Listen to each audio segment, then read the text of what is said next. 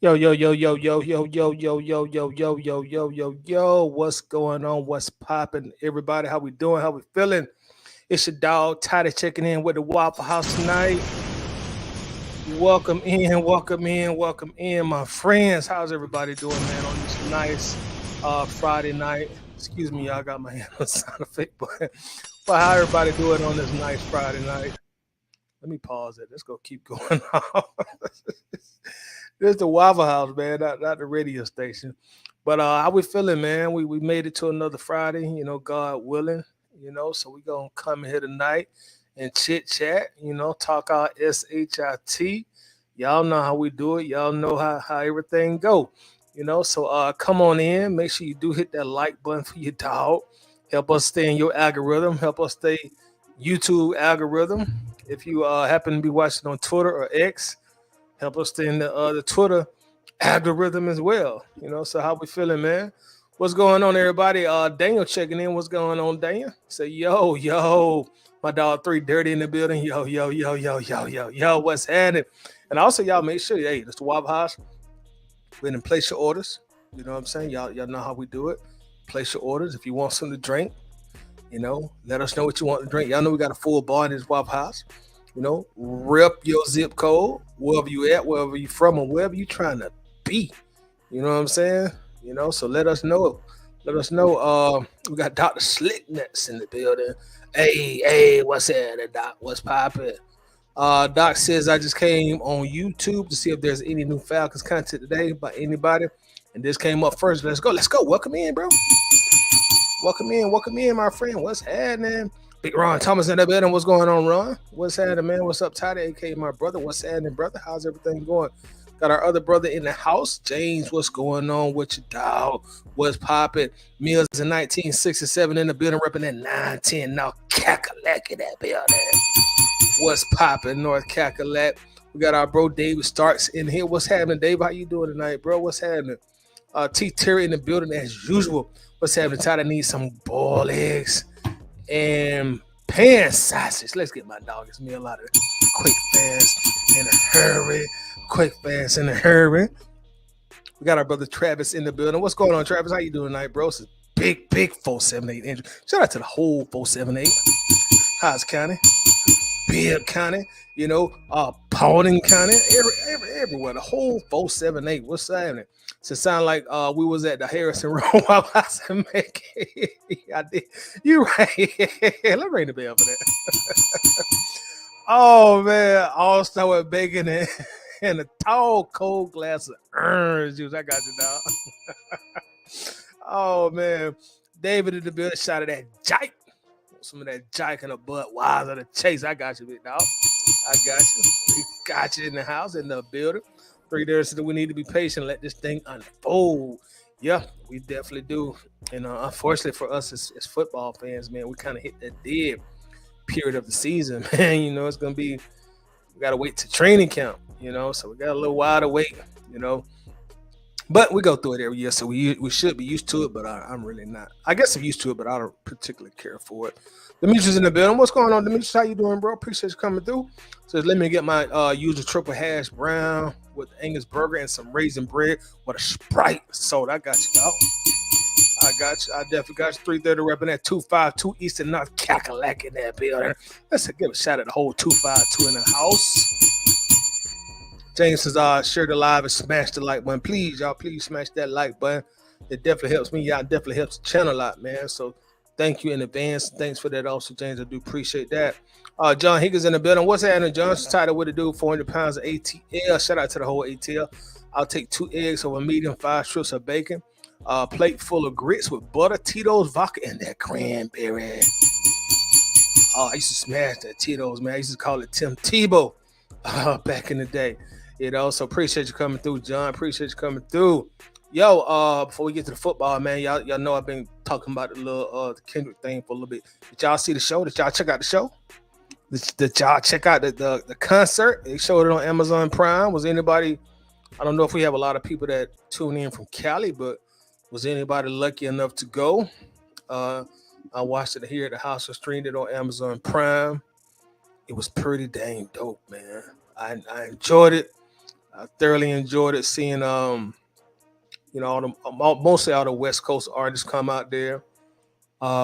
He came out. He started off with Euphoria. That was pretty dope. He pretty much played all the diss songs that he had recorded during the period of the back and forth with him and Drake. Closed the show with Not Like Us, and I hear that they are shooting a video for it tomorrow. And I also read that they shot some of the video during that concert. So we'll probably see a good bit of that footage from the concert on the official video. So I don't think this is going to be the end of the Kendrick and Drake thing. I think Drake will kind of probably fall back a little bit now because Kendrick got so much energy and momentum. It's kind of hard to combat that and fight it. So he'll probably let Kendrick get this little moment right now. But I got a feeling that this ain't over, man. I got a feeling this ain't over. This might crank back up toward the end of the summer, the beginning of the fall. But we'll see. We'll see. I do enjoy it, man. As long as it stay on wax, I'm good. Just keep it on the booth, keep it in the mic, on the microphone. I'm good with it, man. That's what hip hop is based on, competition. The music said I watched some of the reactions on YouTube, and all I'm gonna say is Kendrick is for the culture. He has respect for the hoods of hip hop and the culture as a whole, something Drake can't relate to. I will agree with that, man. As far as the culture go, Drake not gonna be able to compete with that. You got a cat that's from Compton, grew up in Compton. He grew up battling, in the projects, in the Nixon projects, battling on the corner. You know what I mean? And Drake is from a whole different realm of life, his upbringing. And not saying anything was wrong with his upbringing, but it's a total different paradox between those two wars. And like I said, I really enjoyed it, man. This has been like 10 plus years in the making. And also shout out to Drake. I don't make it seem like that Drake ain't somewhat held his own in this battle. He didn't run from it. He was in there swinging and throwing jabs and throwing uppercuts as well. He released some good songs too. I like Push Ups. I also like Family Matters. I still jam those two songs. Didn't care for Taylor Made Freestyle. That was kind of corny to me. Didn't like that. But I like Push Ups. I like Family Matters. Didn't really care for the Heart Part 6. To me, it seemed like he was waving the white flag. But those other two songs I enjoyed from Drake. And Drake is a giant in the game. So there's no easy task to take down Drake. It ain't no easy task. And I think over and beyond, I really think Drake underestimated Kendrick. To be totally honest, man, I think he underestimated Kendrick's ability to put out quality songs so fast. I think Drake thought he could release like 2 or 3 quick songs, and by the time he on song 3, Kendrick just getting song 1 out. But K-Dot was like, "Nah, bro. I mean, I do this, dog. Don't let me release an album when I want to fool you and make you think I can't lock in the studio and put out quality music like clockwork." So I really think he underestimated Kendrick. Kendrick is not nearly as big as Drake as a brand, but Kendrick is a superstar in his own right. And this ain't nothing like Meek Mill. You're dealing with a real MC who can actually write songs, and he can use a lot of different styles. So I think Drake underestimated that. But we're gonna see how it play out, man. We're gonna see how it play out. Demetri says Drake finna continue to text 11 from Stranger Things and Pain. 3 Dirty says, who produced Kendrick music? I don't know who did Euphoria, but I know DJ Mustard did Not Like Us. I know Alchemist did Meet the Grams. And of course, Metro did Like That song, but I don't know who did Euphoria. But yeah, Meet the Grams was Alchemist. Not Like Us was Mustard. And Metro, of course, did Like That. T. Terry says Kendrick is like a Tupac 3.0 in today's world. I can see that. I can see some semblance of that. Who would be Tupac 2.0? Since Kendrick is 3.0, T. Terry, who would be 2.0 in your opinion? But I can definitely see that. There have been a lot of Tupac references in this battle also. So, Pac is playing a part in this as well. But like I say, man, as long as it stay in the booth and on the microphone, keep it coming, keep the music coming. I don't think this is gonna be the end of it. I definitely enjoyed the concert. I enjoyed the people that DJ Mustard brought out. I enjoyed people Kendrick brought out, the Black Hippie reunion. Dr. Dre popped out. Dre don't hardly ever pop out. So, you got some real pull to get Dre to pop out. Dre popped out as well, man. So it's been fun. I've been enjoying it. I'm a rap fan. I'm a rap nerd.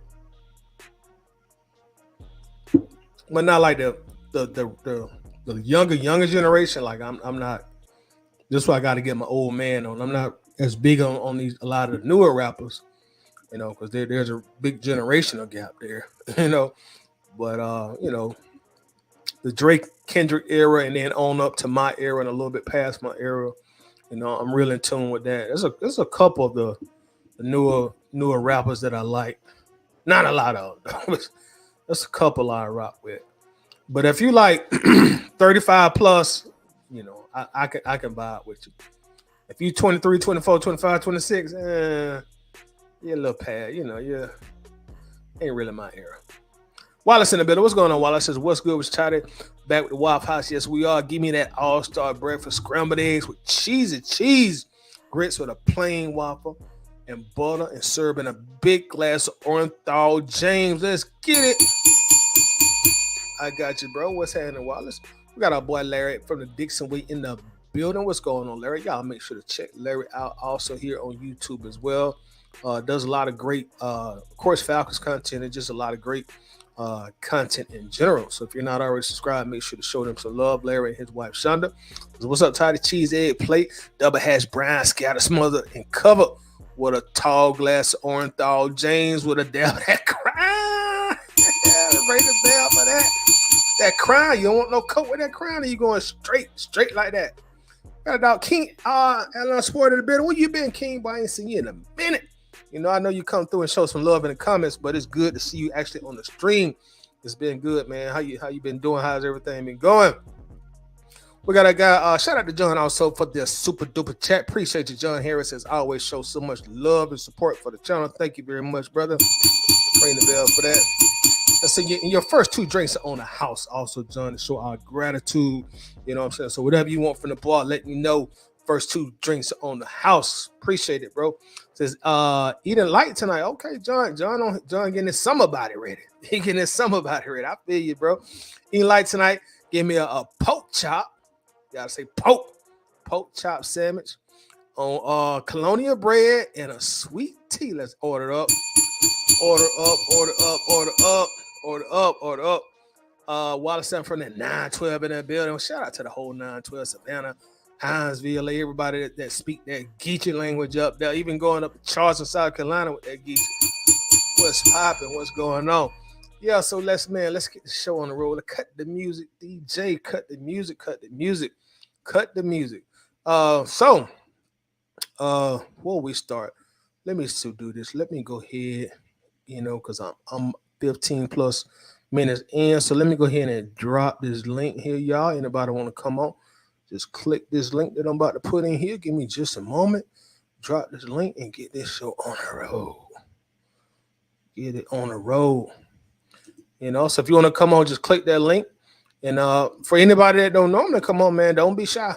Feel free to come up here, and chop it up with us also, man. Everybody's always welcome. T. Terry say, nobody tied is like Tupac.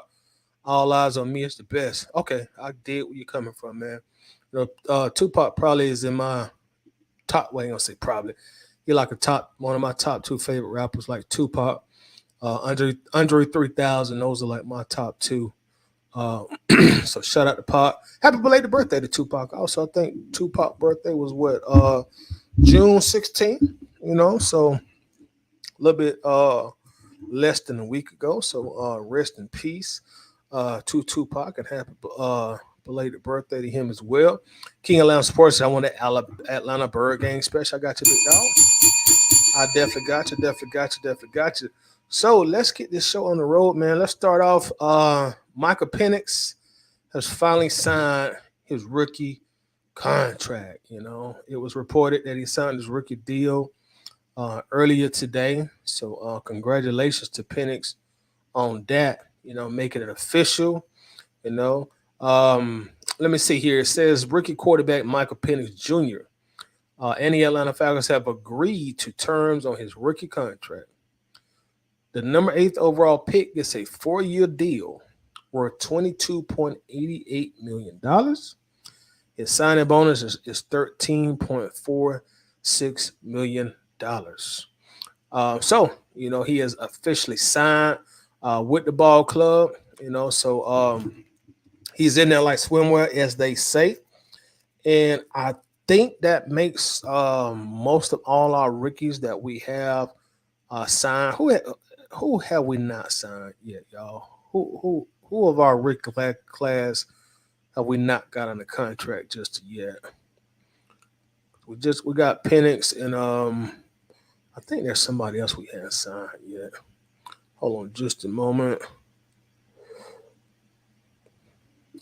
Yeah, but he is officially signed. John says, I get it for the culture hip hop, but me being 59 and a half, give me the blues and Soul to Soul. Okay, I could dig it, man. I've actually got a lot more into the blues. I can't talk like I'm like real heavy into it. But as you get older, as I've gotten older, my musical palette has changed. So, I'll listen to some blues every now and then if I just really want to relax, and sit back and, just kick it. I'll put some blues on it and vibe out to it. But yeah, Michael Penix has officially signed. That was good news also. I guess we'll probably get some official pictures and a official confirmation from the Falcons themselves probably Monday or Tuesday of next week, because this was the inside guys breaking the news. So they'll probably do the entire thing on Monday, as far as, the official signing. And I'm sure he'll have a lot of pictures taken, et cetera, et cetera, et cetera. Y'all know how it goes. But we're going to bring our guy in here. Give me just a moment, y'all. Finna bring Mr. John Harris in the building here. Give me just a second. We got John Harris from the eye test in the building. Oh man, I'm getting top billing tonight. Thank you. I really appreciate it. Top billing, sir. Top billing. Yes, sir. How you doing tonight, John? Oh man, I'm holding on. Just trying to make it through. I had to get some central air conditioning here, so I'm hurting in the pocketbook, baby, but I'm cool. That's the only thing that matters right now. I'm cool. Okay. Did your AC go out or something? Man, shoot, my AC left the check, Jack. I was using SPF 15 suntan lotion. I had to switch to Sweet Baby Ray's barbecue sauce because I was cooking over here. It was deep over here, man. Yeah, it's been hot, man, and we hadn't had no rain in about 2 weeks, John, something like that. Yeah, man. Shoot, I hadn't seen anything, and I was looking at the 5-day forecast. It's a little bit supposed to be coming, but for the past week, man, it's been nothing but straight sunshine. Straight sunshine and humidity. I think we're supposed to get some rain coming in like toward the middle of the week, if I remember right, like maybe Wednesday. I think. Yeah, something like that. Man, you gotta excuse me, man. I opened up a Red Rock. Man, them bubbles travel. Man. Hey, well, I'm glad you got your AC fixed, man. That's a good thing to hear. Yes, sir. All right, so John, you got your rookie quarterback Michael Penix signed, and he got pretty much traditionally what somebody who's picked overall number 8 would get as far as his contract and his guaranteed money. And as we all know, he's not going to be, of course, not projected starter. So, what's your initial thoughts when you're ready to sign this contract, if you have any? Well, no, really, the signing of the contract is a formality. This is something that was going to have to be done. We were going to have to find out and negotiate what we were going to pay him. Kind of like the Seattle situation. Hey, let's go to training camp. Let's see who the best is. And, the chips got to fall where they may. With having a Kirk Cousins here, they're going to try to give that man every opportunity to be the starter, But, if he gets beat out in training camp, then, hey, you got the highest paid backup in the league. Probably of all time if he gets beat in training camp. True that. Yeah, and like you said, it was a formality. I don't know if it seemed like to me that it took a little longer than it normally would, or maybe it did not. I mean, did it seem like that to you at all, or was I just being a little impatient? Not really. And what really would have made this notable? And hello, Mr. Higgins, how you doing, sir? What really would have made this notable would have been a situation where there was some mess going on or some talk going on, talking about, his camp and the Falcons couldn't reach an agreement, and this particular price was suggested from the Falcons, and that particular price was suggested from his camp. But none of that happened. It was just real quiet. And matter of fact, Tidy, the news of Arthur Blank and Matt Ryan going into the Ring of Honor overshadowed a whole bunch of stuff last week. So that was more noteworthy. Now, one thing that I saw this week too, and I don't know whether you saw it yet or not, the owners are talking about having a quarterback salary cap. I saw that. Now, my question is, and I was just thinking about it, is this enough to lock the players out over? So you saying when you say lock the players out, because you just said a lot in that last statement. I guess I'm gonna start from the top, then I'll come back to the lockout part of it. Also, welcome in, James. How you doing today, bro? What's going on? Hey, what's going on? How y'all feeling tonight? John, what's going on? James, look. James, let me be great in the dark, man. And y'all negotiate, man. You ain't got to be high like that, man. Just call them and tell them you okay. Let me be great in the dark, John. I just want to be great one time in the dark. You always great in the dark, James. Every time we get together, you hide not, man. Good grief! I thought is this America's Most Wanted or what? What's going on here? It may be a little case of unsolved mysteries intertwined with it. You never know. Well, you know what? I do hear that music playing in my mind.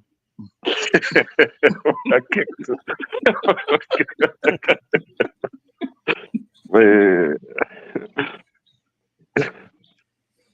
Yeah, but welcome in, James. And John, what were you saying? Like you said it overshadowed a lot. What did you mean by that specifically?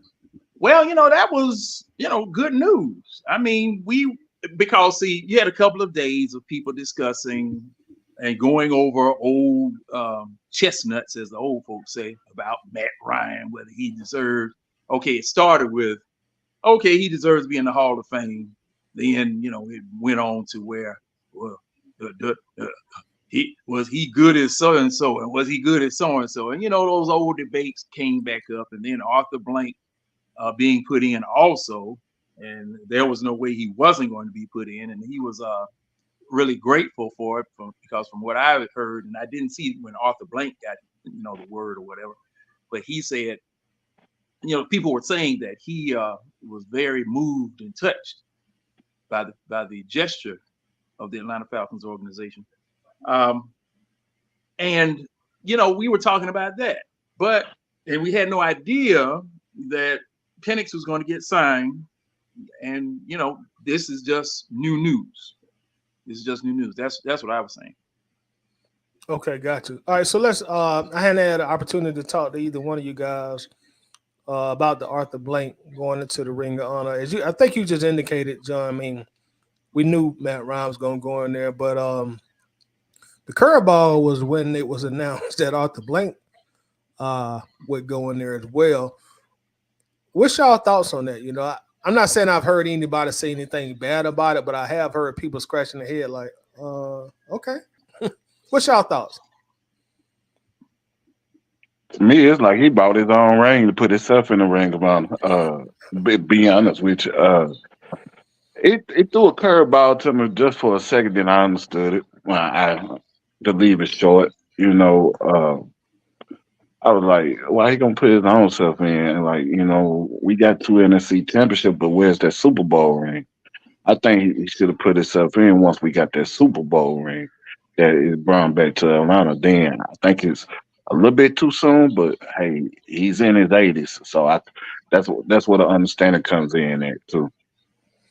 Yeah, somebody mentioned that a few days ago when I talked about it. Let me shout out a couple of people in the chat, and I'll let you go, John. Mr. 912 in the building says, what's going on, Toddy? How you doing, John? What's up, 912? It's been a minute, bro. How's everything going? Ray Ellison in the building as usual. What's happening, Ray? What's going on? Miss B checking in also as usual. What's going on, Miss B? How you been doing? And y'all make sure to check out Miss B on YouTube as well.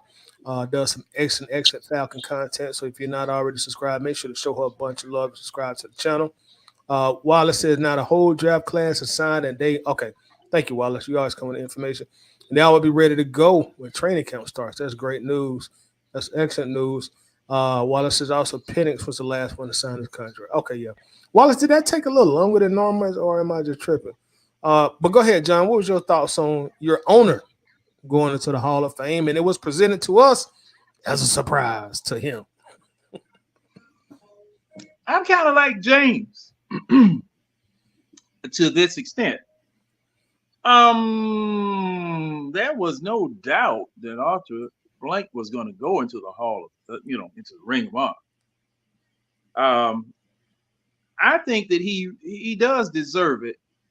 And as James indicated, being on the other side of the speedometer past the 60-mile-an-hour mark, and once that needle start going over there, you start heading into danger territory, and it was good to go ahead and do that now and recognize him while he's still here for the things that he has done. Now, he reminds me so much of Ted Turner. He reminds me so much of Ted Turner because of the love that he's displayed for the city, his wanting and willingness to win, even to the extent of interfering too much. He's not as irascible as a Jerry Jones. And when I say that, he's not, he just doesn't get on your nerves like a Jerry Jones does. And, it's just that he wants to win. And he's been led down the garden path at least 2 times with Bobby Petrino and Jim Mora Jr. And it was just sad to see that happen. And then, the Super Bowl loss, I still remember him standing on the sidelines with the young lady. I think he finally married that lady. I remember he something happened and he doggone near snatched her arm out of the socket. No, like that. And, and that, I think that really hurt him too. But you mean the Super Bowl loss, right? Yeah, that Super Bowl loss really hurt him too. So my thing is that like I said, I kind of agree with James. It was time for him to go ahead and put him in. He's still the owner. He's got his accolades and everything now, and they at this point they're well deserved. At this point they're well deserved. Yeah, very well said. And also, y'all, let's welcome our guy Shawty Red on the track in the building. What's going on, Red? What's up, y'all? What's up? Hey, Red. What's up, John? Now, that picture you took and posted in Facebook with that side view looking like you were getting ready to assassinate somebody. Man, now look here, man. Now Red, good grief, man. I mean, you were looking deadly, man. That's why I said what I said on it. But I'm sorry, Tidy. I had to get at him about that because I don't know if you saw it or not, Tidy. But I mean, Yes, Red looked like somebody has robbed him of his rent money. Oh, you talking about that picture he posted like a day or two ago? Yeah, I seen it. I seen it. Good grief, man. And, on that picture, looking like a young Malcolm X. He looking like Detroit Red. Yeah, man, look here. I was checking myself to see if I got wept up over the phone or something. Wait, that joker was looking like Detroit Red. Good grief. Well, y'all on me tonight, man. No, I'm just telling it like it is. Oh, that's all good, man. I know I was looking kind of. Everybody was telling me I was looking crazy. I guess I took it at the wrong angle. Also, before you go, Red, let's give a shout out to I got Uncle Steve in the building. What's up, Steve? With the $4.99 super chat. Appreciate it, Steve. Thank you very much, man, for showing love and always supporting the channel.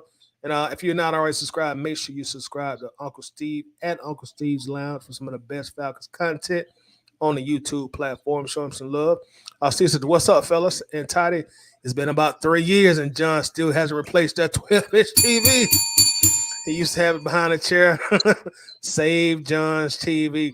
So, John, Steve is saying you still got that 12-inch black and white with the aluminum foil on the antenna. It's a Magnavox. Quality. Are they still in business? Or do they still make electronic products, John? No, they don't. I didn't think so. And when this Magnavox goes out, I will buy something else. Stephen, Tidy. I think the last time I heard Magnavox was probably the last time I heard Circuit City. No, I think they were dead before then, too, Tidy. They might be dead before then. Well, them places, I tell you, some places I never thought would go out of business. And oh, amen. Yeah. Amen. Yeah, but Red, we was just talking about your owner, his team, our team announced that Arthur Blank would go into the Ring of Honor. So we were just sharing our opinions. Like, what's your opinion on the owner going into the Ring of Honor?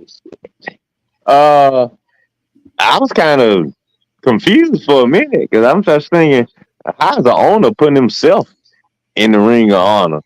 So, I mean, somebody told me that I don't think Arthur's making the decisions as far as who go in the Ring of Honor. Well, if he's not making the decision and somebody chose him, okay, fine. But if he out here playing third person and go put himself in the Ring of Honor, I'm like, hold on now, Mr. Blank. You own the Ring of Honor, so how you need to put yourself in there? You need some extra motivation or some extra self-esteem or something. I mean, but I'm more concerned. I mean, it's probably not gonna mean too much more than a player going in. I mean, he's just the owner, really. So I mean, he giving himself this own recognition. I guess that's fine, but what's gonna happen years later if you don't own the team anymore or down the line? Are we gonna look back and say Arthur Blank was one of the great owners that deserved to be in the Ring of Honor? So, but other than that, that's about all I thought about is Arthur for his concern with Arthur, because like I say, he's not a player, he's not a coach, he's just the owner. And other than financing a new stadium or I don't know, making sure we didn't lose any top free agents. I mean, opening his checkbook or his wallet. I'm just still trying to figure out what has he done to really just put himself up there in the Ring of Honor. I mean, we still ringless in his tenure, so ain't nothing really changed on that front since he on the team. So, I mean, maybe if he had did it after we won a championship or so, I probably would be more with it. But just putting yourself up there, I mean, I understand Matt going up there, but Arthur Blank, just a little confused with the announcement. I mean, maybe one of y'all can explain it to me where I can have a better understanding. But right now, don't really mean much.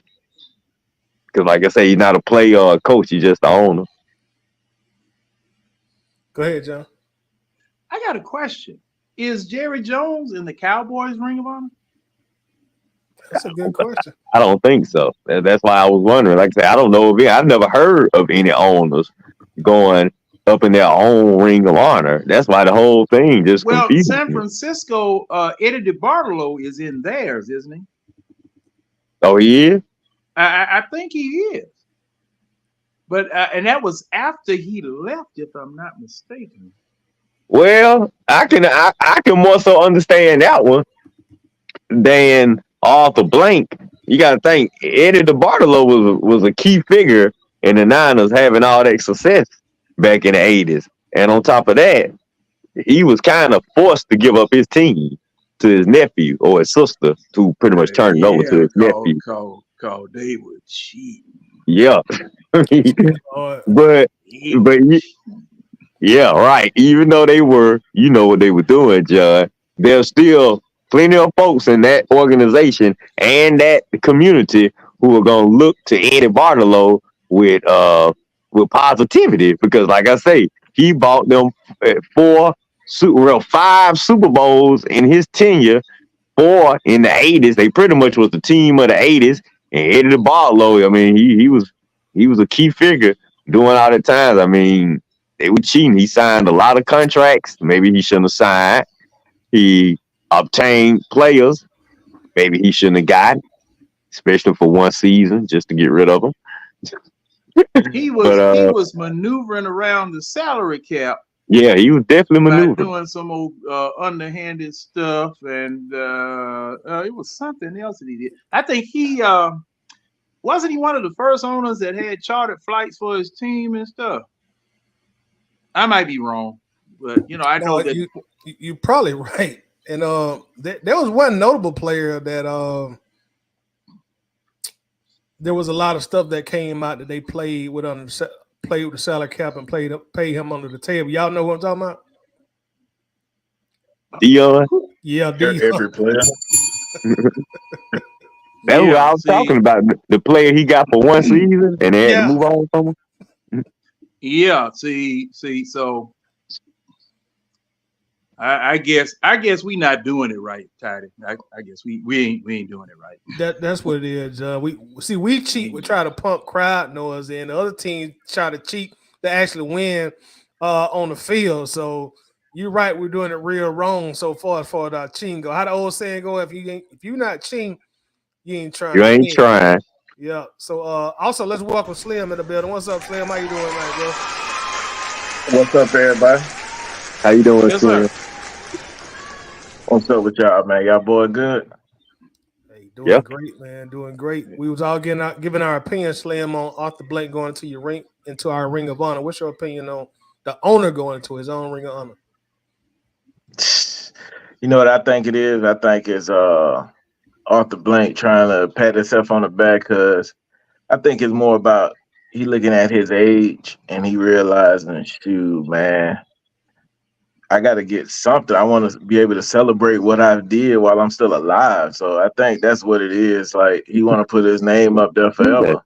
So, even though his name is already going to be up there forever, shoot, his name is on the side of a hospital.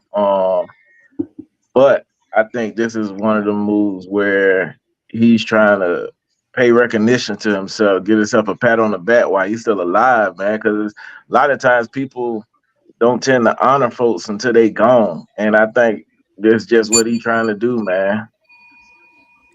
But how you honoring yourself, though? Ain't others supposed to honor you, not you honoring yourself? Listen, man, now we live in the day nowadays, man, you got to enjoy what you got. You know what I'm saying? Enjoy the accomplishment you made. Don't wait till you land on your deathbed to look back on life and enjoy it now while you still got a cognizant mind. You know what I'm saying? So that's what I think is more of like. And then it only makes sense that Matt Ryan is statistically the best player of the Falcons, and if what going off of Arthur Blank's age, probably might be the best player of Arthur Blank's lifetime with the Falcons. So it makes the best sense to go in with Matt Ryan. So He could have waited. He could have waited to go in with Julio if that's what he's thinking. Tidy, may I say something first? Go ahead. Oh, okay.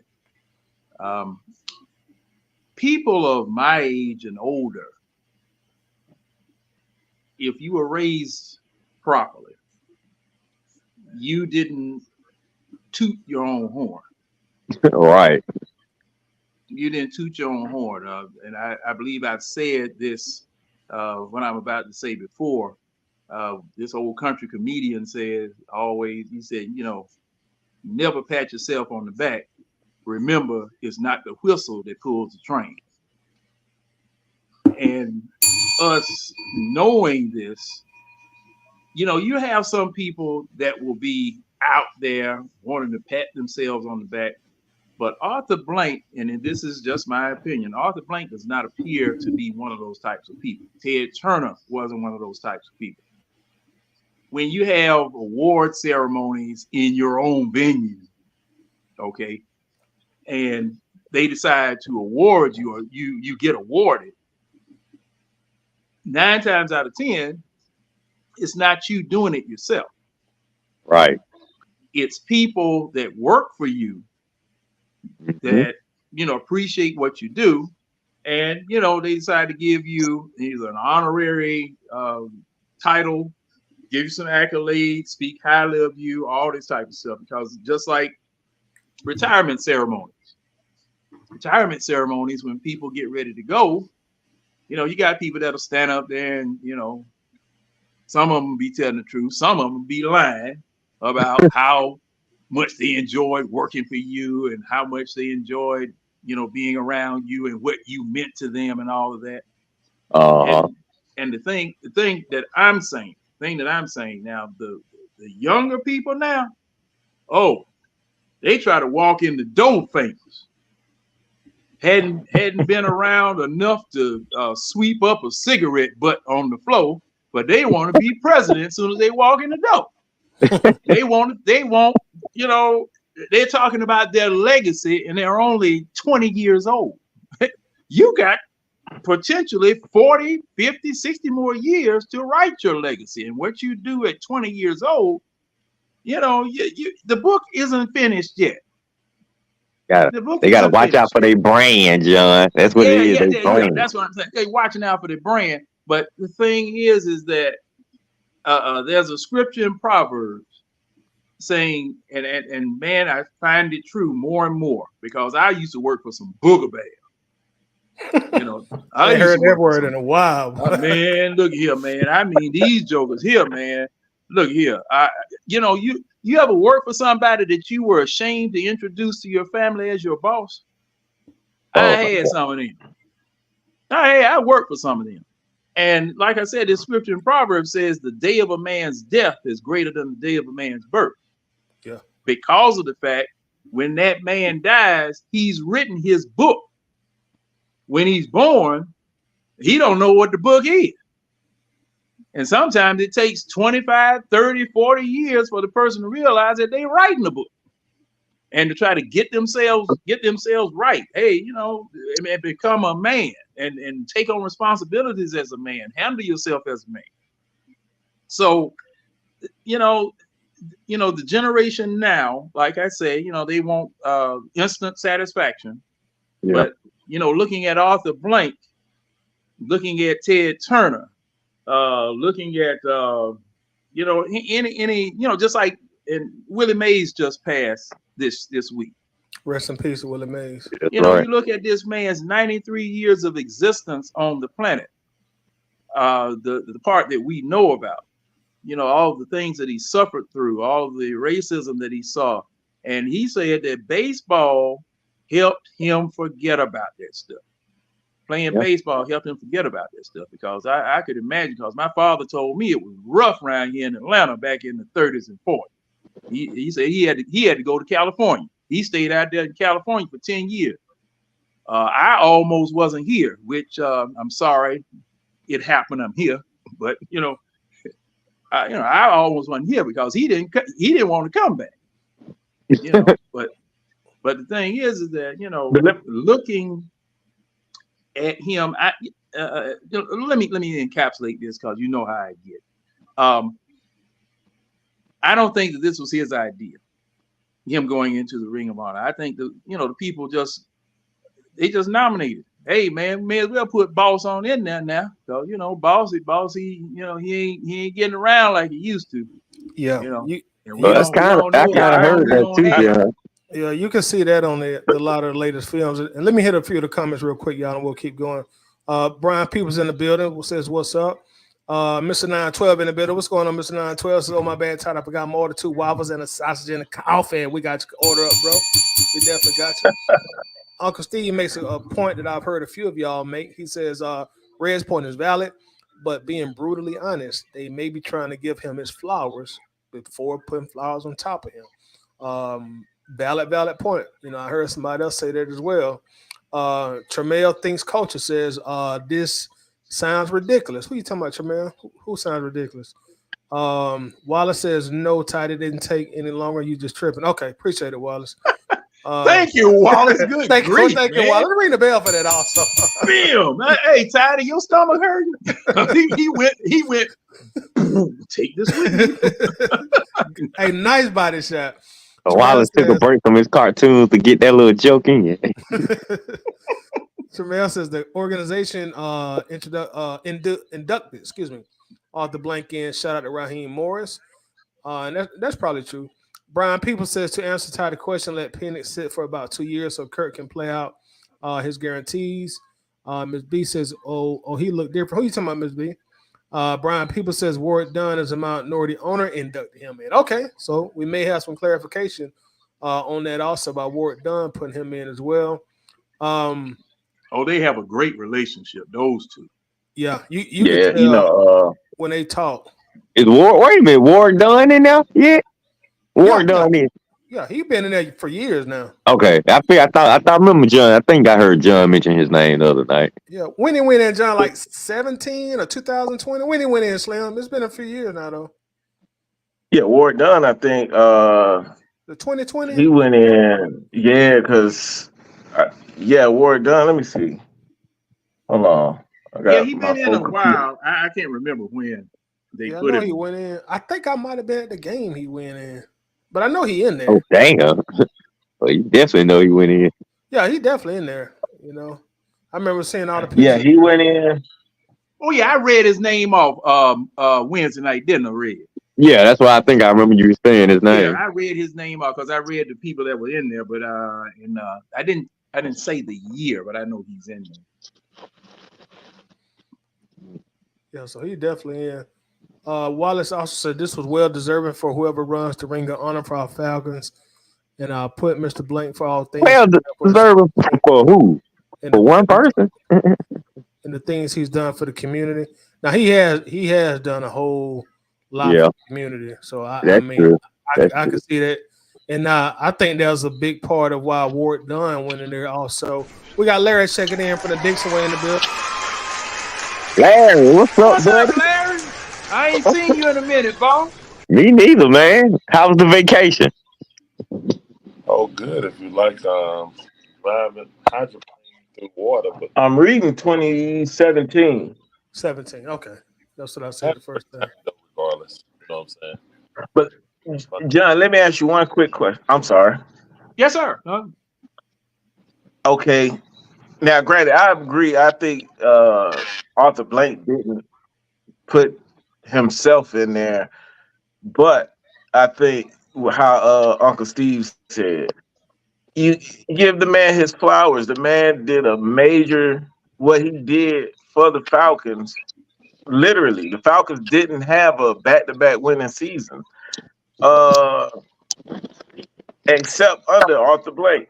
But he's 81 now. If he was 71, do you think they would have been putting him in there? Probably not.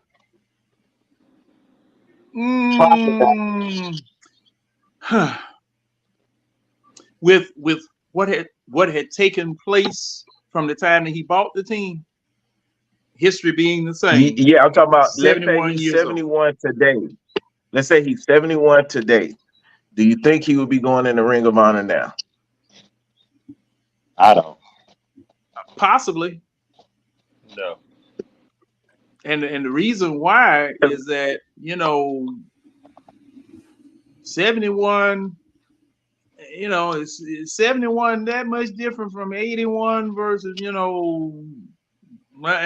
is, but this is just me. Number one, hell, I put the boss in first. So you put Rankin Smith in there, John? Yeah. I would have to now see, and reluctantly, Tidy, I would have to because you went to your first Super Bowl under one of those Smith boys. As a matter of fact, I put Taylor Smith in there too. All of the owners would go in because see, we didn't have football here. We did not have football here. If the people who brought football here, you get accolades just for that.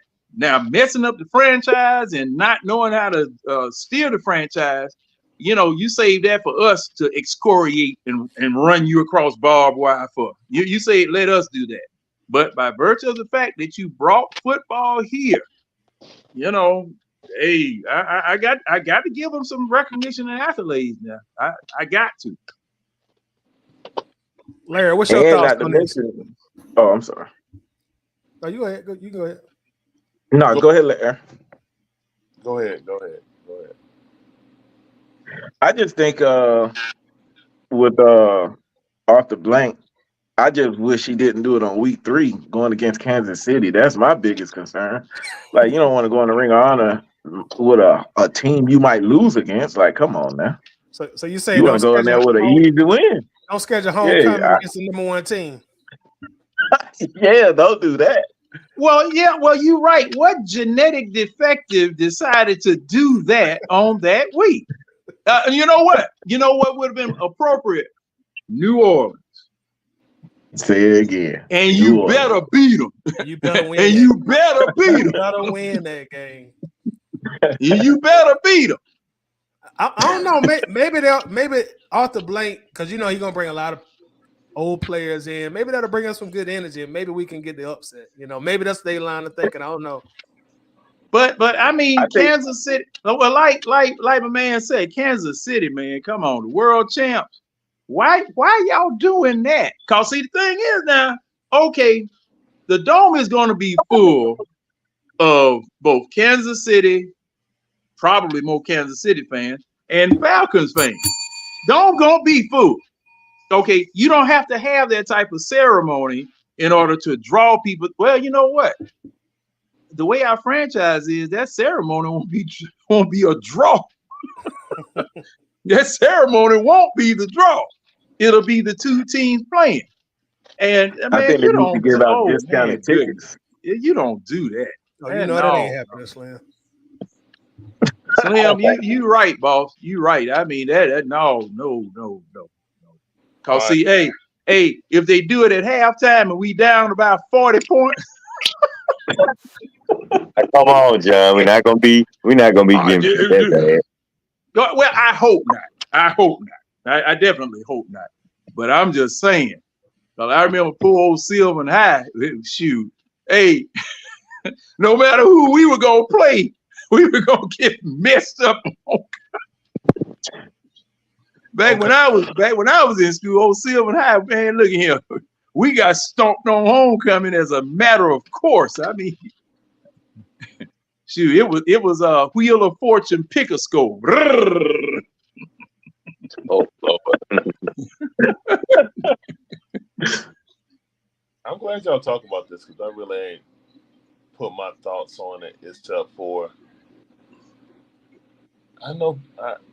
I just don't get it.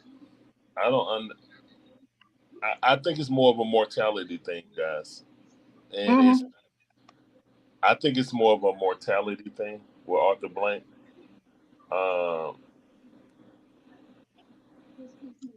I don't want to wish anything bad on him, but putting yourself in the Ring of Honor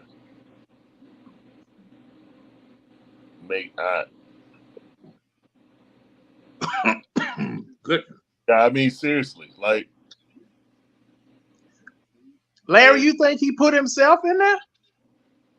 I know that the Falcons and the Arthur Blank organization are two separate entities. Who fit in the bill? Regardless on even if it's to me, Mr. Blank, we want to honor you with this. Double red. Everything like this ain't just gonna be a spur of the moment thing. There's gonna be red tape basically showing, hey, we're gonna have something, we're renting something out for the third game. Hold up, is he going there before Matt? Yes. So. Yeah, he's going in week 3. He's going in week 3, and Matt's going in week 5. Oh, they're not. Oh, I thought they were going in the same day. Yeah, that's what I thought. No. Two separate games. No. Well, wait a minute. What game is Matt going in? Week 5. Carolina. Oh yeah, that's right, man. Probably Carolina game. I think Matt picked that. He picked that week. He said, "Let me get that week," because Matt be destroying the pass. See, I don't know. I just said that, but some of Matt Ryan's best passes was against Carolina when he lobbed that from the 1 all the way up to Roddy White. That was against Carolina, and then that pass to Julio Jones right in triple coverage.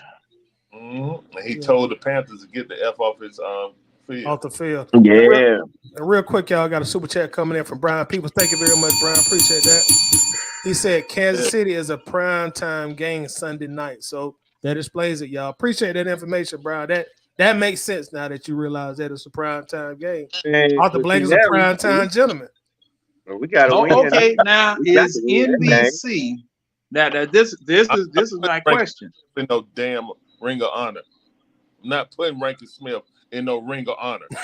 No, I'm putting him, Larry. I'm putting him in there. I gave my reason. Now I know you disagree, but cause see, this is the thing. You getting in the Ring of Honor because you rich? Yes.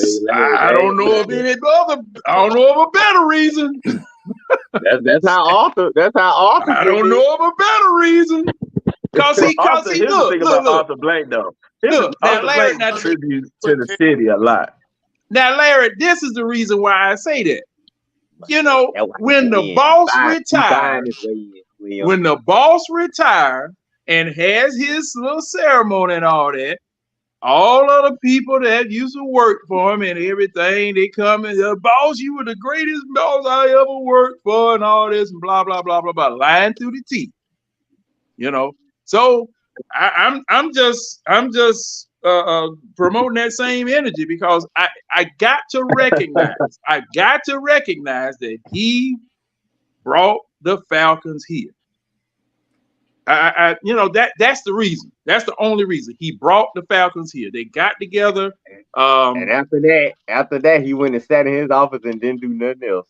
And hired the wrong coach, hired the wrong general manager. Just messed the franchise up. And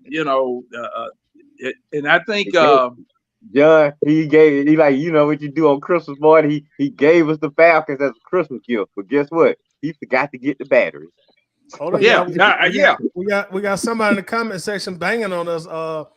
Tremel thinks coach says black shirt. Your ass don't know football. Let's ring the bell for him banging on us tonight. Here we go. That's that can either be me. That's three of y'all. He ain't using no rifle. He using a shotgun. He just covering everybody. Everybody getting covered. Homeboy. Yeah, he probably laying down with his I got a blank check. I guess we don't know. I got a blank check. I must man, I'm getting whipped up over here anyway. Good grief. He probably laying on his stomach watching the show, man. He probably laying with his feet all in the air. Hey, so you remember when Charles Barkley said, First of all, we gonna support the man. You sit down in your basement, got crumbs all on your stomach, typing on your computer in the basement, watching the world go by. What you were saying, That Larry? man's cell phone. I That want, I man's want, cell phone still got one of them curly cords on it, man. Come on, man. That man over there tripping. Well, like, what is he tripping about? He was mad saying something about we criticize Arthur Blank. I never said nothing bad about Arthur Blank. So I'm trying to figure out what is he angry about. Hey, it's one of us. Hopefully he'll put it in the he's talking comment about section. me. He got to be talking about me. No, he said black shirt. You got a white shirt on. Oh, well, all right. I want to know. I want to ask Sidey. Do you really in your heart of hearts feel that Arthur Blank deserves to be in the ring of honor of the football team he owns? Put me on the spot. In my heart of hearts, it was puzzling when I first heard it, but once I thought about it logically, I can say yes for the city of Atlanta. If this was We talk about his philanthropy. I mess up that word all the time. I do too. Don't worry about it. But I'm talking about in the ring of honor for that. I mean, because I got a follow-up question for that also. So that's why I want to ask you. I'll say this because I just know how the franchise moves. Because even though I love him like my right hand. I know Ward Dunn is in there because of his philanthropy also. Yes. You know, not taking anything away from him on the field, but I don't know if he gets in if he don't do what he do off the field. That's just how the Falcons roll.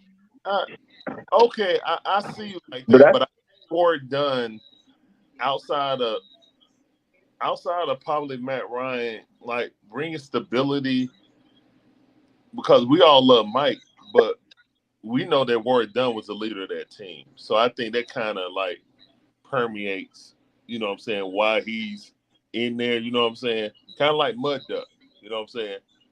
Mud Duck made a Pro Bowler too, but he wasn't all world. Like he can't stand up to Mike Ken, in my opinion, as a lineman, but yet he's in there. But why I asked you that is because we had this debate about did Dominique deserve a statue. Oh, you don't want to know my opinion on that. Keep going, Larry. I already know your opinion on that. I know your opinion on that. So if our owner is 148 and 148 since he owned this team, including playoff wins.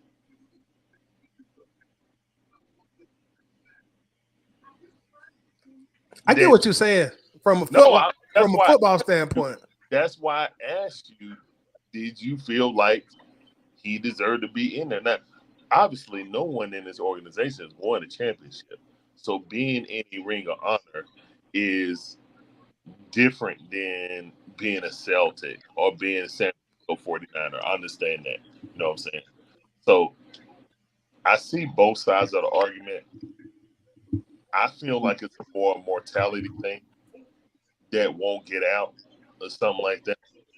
It's kind of the reason why I feel like he did approve getting Kirk Cousins and Michael Penix because he never want to go through that Ritter and Mariota thing again while he's on this earth. You know what I'm saying? So more things fall into place, and we see like, okay, I understand it even more because all we've been talking about right now lately is where's the pass rush gonna come? Who's gonna step up? We picking up this defensive lineman, that defensive lineman, this other defense interior. Also, we got a whole bunch of D tackle. D tackle room is on point. But again, that's why I wanted to ask. Like, I'm not conflicted about it.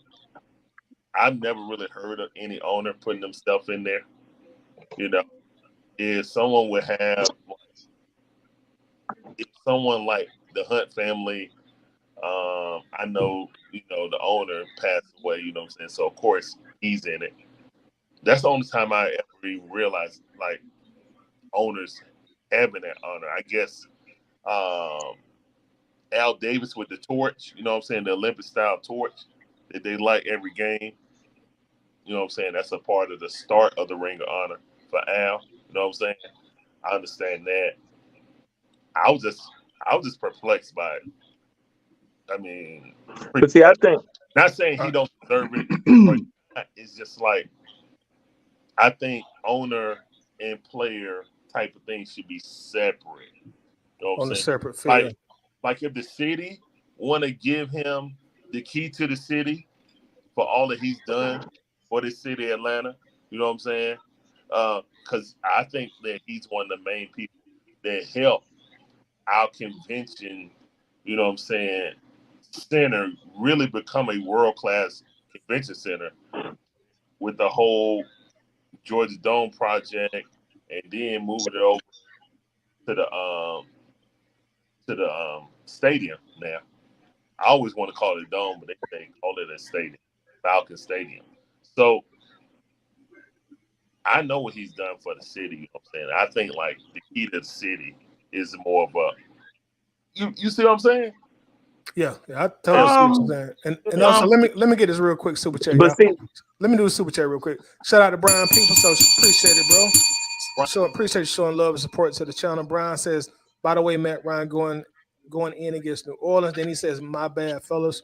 Matt Ryan going against Tampa Bay Thursday night game. I got the games mixed up. You all good, Brian, and thanks again for the super chat.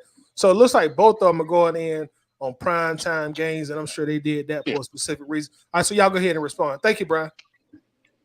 Yeah, but see, I think what a lot of people are equating the Ring of Honor to, they're trying to make it equal to the Hall of Fame. Just because you go into the Ring of Honor for a team, it's not necessarily based on like, oh, your stats and all of this and that other stuff. It's based on your impact you had for Atlanta. And Arthur Blank had a major impact for Atlanta. So, and everybody know the board put Arthur Blank in the Ring of Honor. But let's be 100 here. Arthur Blank knew he was going in the Ring of Honor before they told him, hey, Arthur Blank, we voted for you to go in the Ring of Honor. That's like somebody coming in my house Now wait a saying, minute. How hey, do I you just know built that? a cabinet. How do you know that? Because it's no, I'm using it. That's like, you're not gonna build a cabinet in my house without me having some kind of knowledge on it. Now, I think it was more of, I'm going back into the military. Let's say you win an award. They tell you ahead of time, hey, you're gonna win this award. Then once you get presented the award, you already know you're getting the award. You know what I'm saying? So it's something similar to I think it was something similar to that. They just told Arthur Blank, hey, we're gonna put you in the Ring of Honor. And he said, okay, cool. I don't think Arthur Blank is I think this is more of the I think it's more the fact of they're recognizing Arthur Blank while he's still with us instead of recognizing him once he's gone. You're 81 years old. Time is not on your side. Like, we have to be honest with this. Time is not on your side, and he did a lot for Atlanta. Like, no matter if you like him, you don't like him, he did a whole lot for Atlanta. He gave all that money to the children's hospital out there. They put his name on the side of the building. He built them a training stadium out there. Now granted, tore down the oldest church in Atlanta, but he redid the whole new Georgia Dome. Like, and guess what happens when you build a new stadium in a city? It brings in revenue. So and that's tied into Arthur Blank. So I think they're honoring him while he's with us instead of saying, well, Arthur Blank passed, now we're gonna honor him. I can see that. Like somebody else said, they giving him his flowers while he's still here to smell them. Go ahead, Red. This reminds me of that episode of Sanford and Son when Fred had that wheel and he decided to invite everybody over the house so they could see their reaction of all the stuff he was leaving them when he passed away.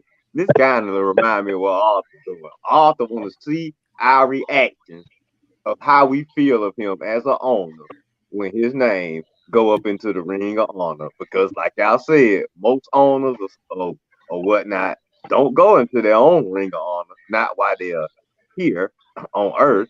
It's usually after they passed on, which is probably what the Cowboys do with Jerry and some other guys when owners when they passed on. But Arthur, I think Arthur just in his Frank Fred sample mode right now. All right, y'all. Real quick, we're gonna I do. can see this having a trickle down effect. I'm gonna do a real. We're gonna come right back to this conversation. We're gonna do a real quick intermission. We're gonna do something called this or that. You know, it's gonna be the first time doing this on the Waffle House. And what it is pretty much 3-word Monty. You know, I'm gonna give you a name and then 3 words or less if you have to, but preferably 3 words. The very first thing that comes, the very first 3 words that come to your mind, let us know. You know what I'm saying? Everybody gonna have a separate word. We're gonna go around the panel, and this is quick. You know, you can't think on it. You can't tell us what you can't say your 3 words and then explain. This is just rapid fire. Let's go. John, of course, we're starting with you. You at the top. So, Carl Lewis. Fast. Okay. John, you still? I mean, not John. Excuse me. James, you still with us? Man, yeah, I'm still here. I'm just in the dark again. Okay, John, you good, bro. John, right, don't say nothing. Don't say nothing, John. Keep it down. You need to worry about me saying something, but I won't. Don't worry. All right, Yeah, so I'm not worried. So James, Go ahead. your word is John Concac. Oh Lord. Ooh, you hit me with the banger right there. I ain't got no words for it. I'm gonna be honest for it. I couldn't think of that. Okay, so we'll go with that. All right, Red, Alicia Keys. New York, baby. That's technically 4 words, Red. I thought you said 3. 3-word Monty. 3-word Monty. Oh yeah, that's right. My bad. Okay, I'm thinking New York is 1 word. My bad. You worse than Charles Barkley. I'll say New York, baby. New York, baby. New York, baby. Okay, we'll go with that. Slim, John Abraham. Predator.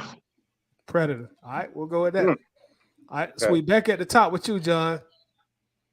Eli Manning. Clutch.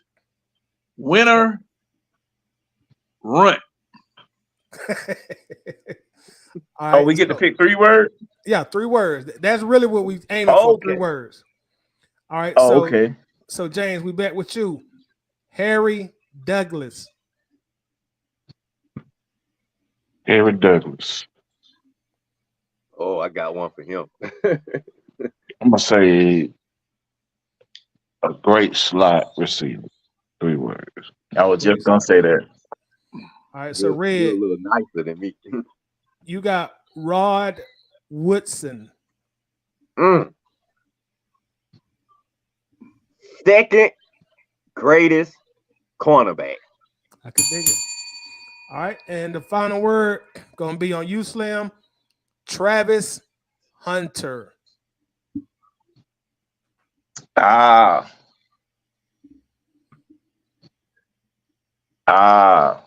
kind of stumped.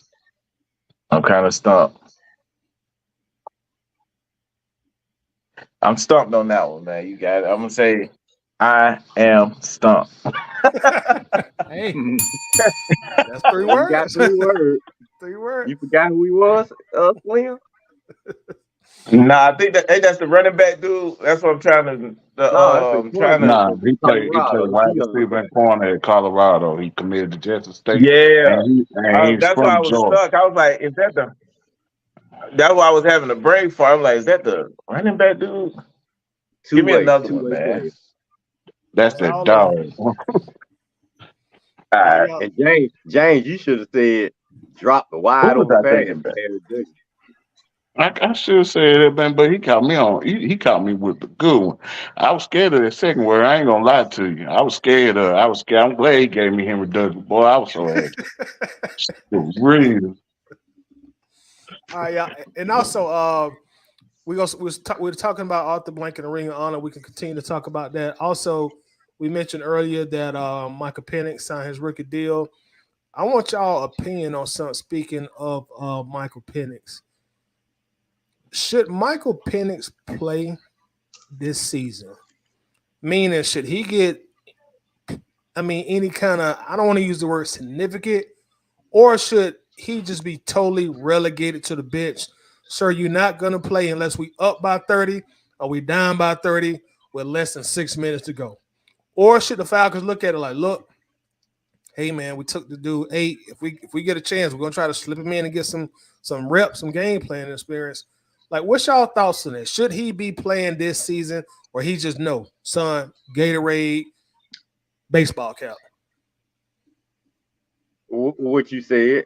Look, they Falcons need to establish the pecking order. We need to go into the camp with everybody knowing their roles.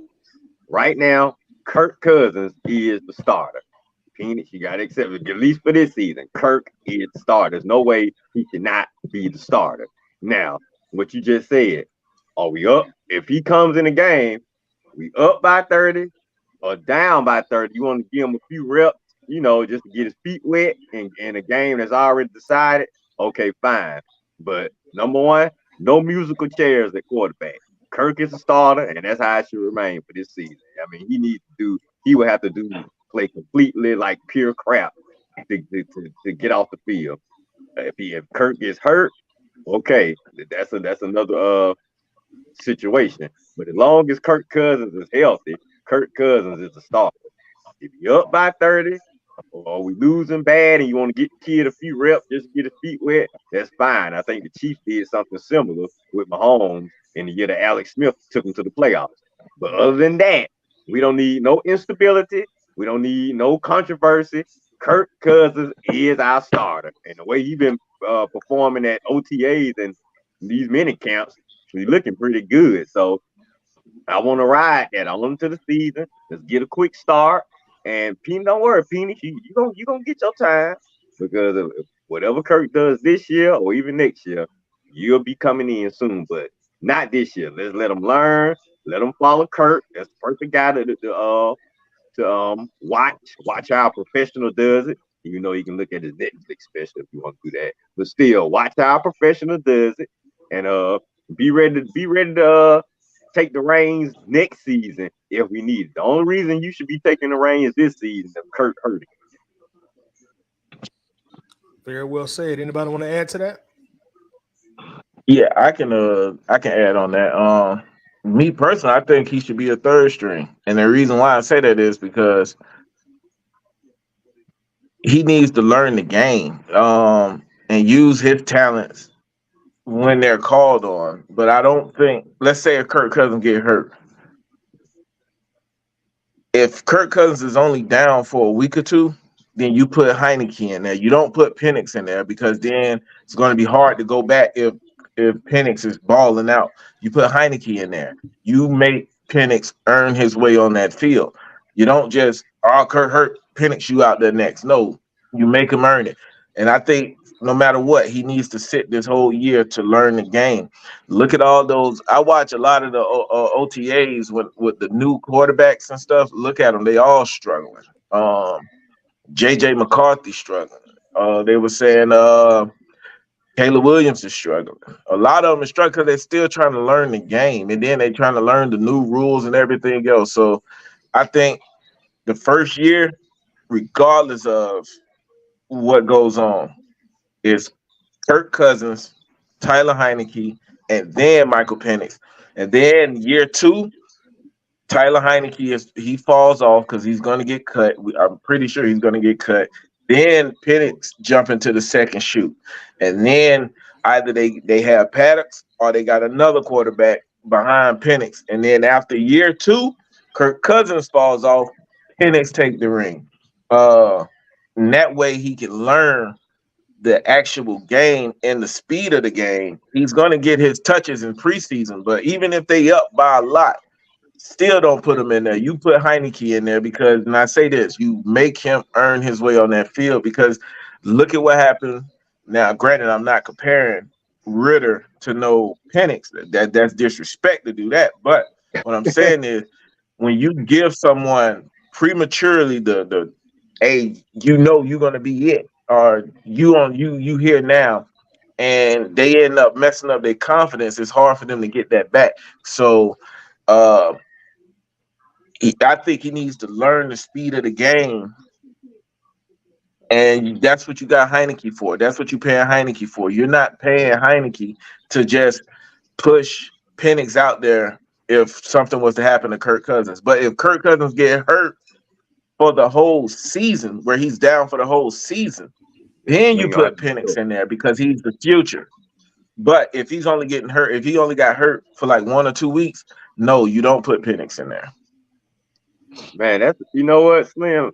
That's a good point right there, because I know if Kirk go down, maybe 1 or 2 weeks, I know everybody can say, all right, let's see the young boy, let's see the kid, throw him in there. And if he come in there ball, everybody gonna say, well, keep him in there, he balling, put Kirk. Yeah, you're right. If Kirk is the guy, let's not mess with temptation. You're right. If Taylor is on the roster and getting paid, Taylor. If it's only a week or two, you take the reins. Don't even let Penix sit and keep learning. But now, if it's a substantial amount of time where he's gonna be out 3, 4, 5 weeks, we're gonna have to put the kid in there to give him some relish. But like a week or two, then you gotta put him in there. Yeah, good point. See, I agree for the most part with what y'all saying and everything like that. Because for some effect, I do want to see Kirk ball out this whole season. But we got to realize that they learning the same first year playbook, all in the same measure. So you don't know who's gonna learn faster. So with that being said, overall, I do want to see him play this year to see the progress. I want to see the progress of how he's learning. Even if it's for 1 or 2 games, if Kirk get hurt, because for the simple fact it is, we've seen Taylor Heineke last year. We seen what he can do. We understand the speed of the game. You know what I'm saying?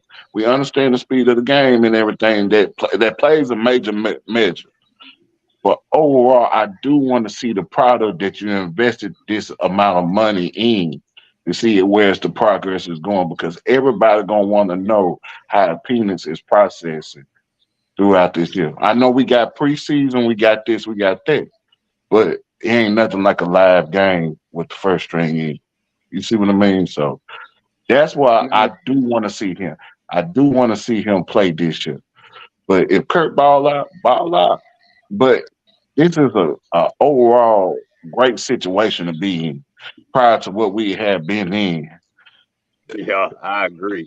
The fact that we got 2 quarterbacks that we want to see play. I mean, something happened to him, we can see Penix, we got Cousins. Yeah, I love it. I mean, I really do feel good. I feel better than I felt in years because we got quarterbacks. We need quarterbacks to win in this league, and we ain't had none the past 3 or 4 seasons. We got 2 now. Very true. You know why? Because Arthur Smith valued his playbook more than he did a quarterback.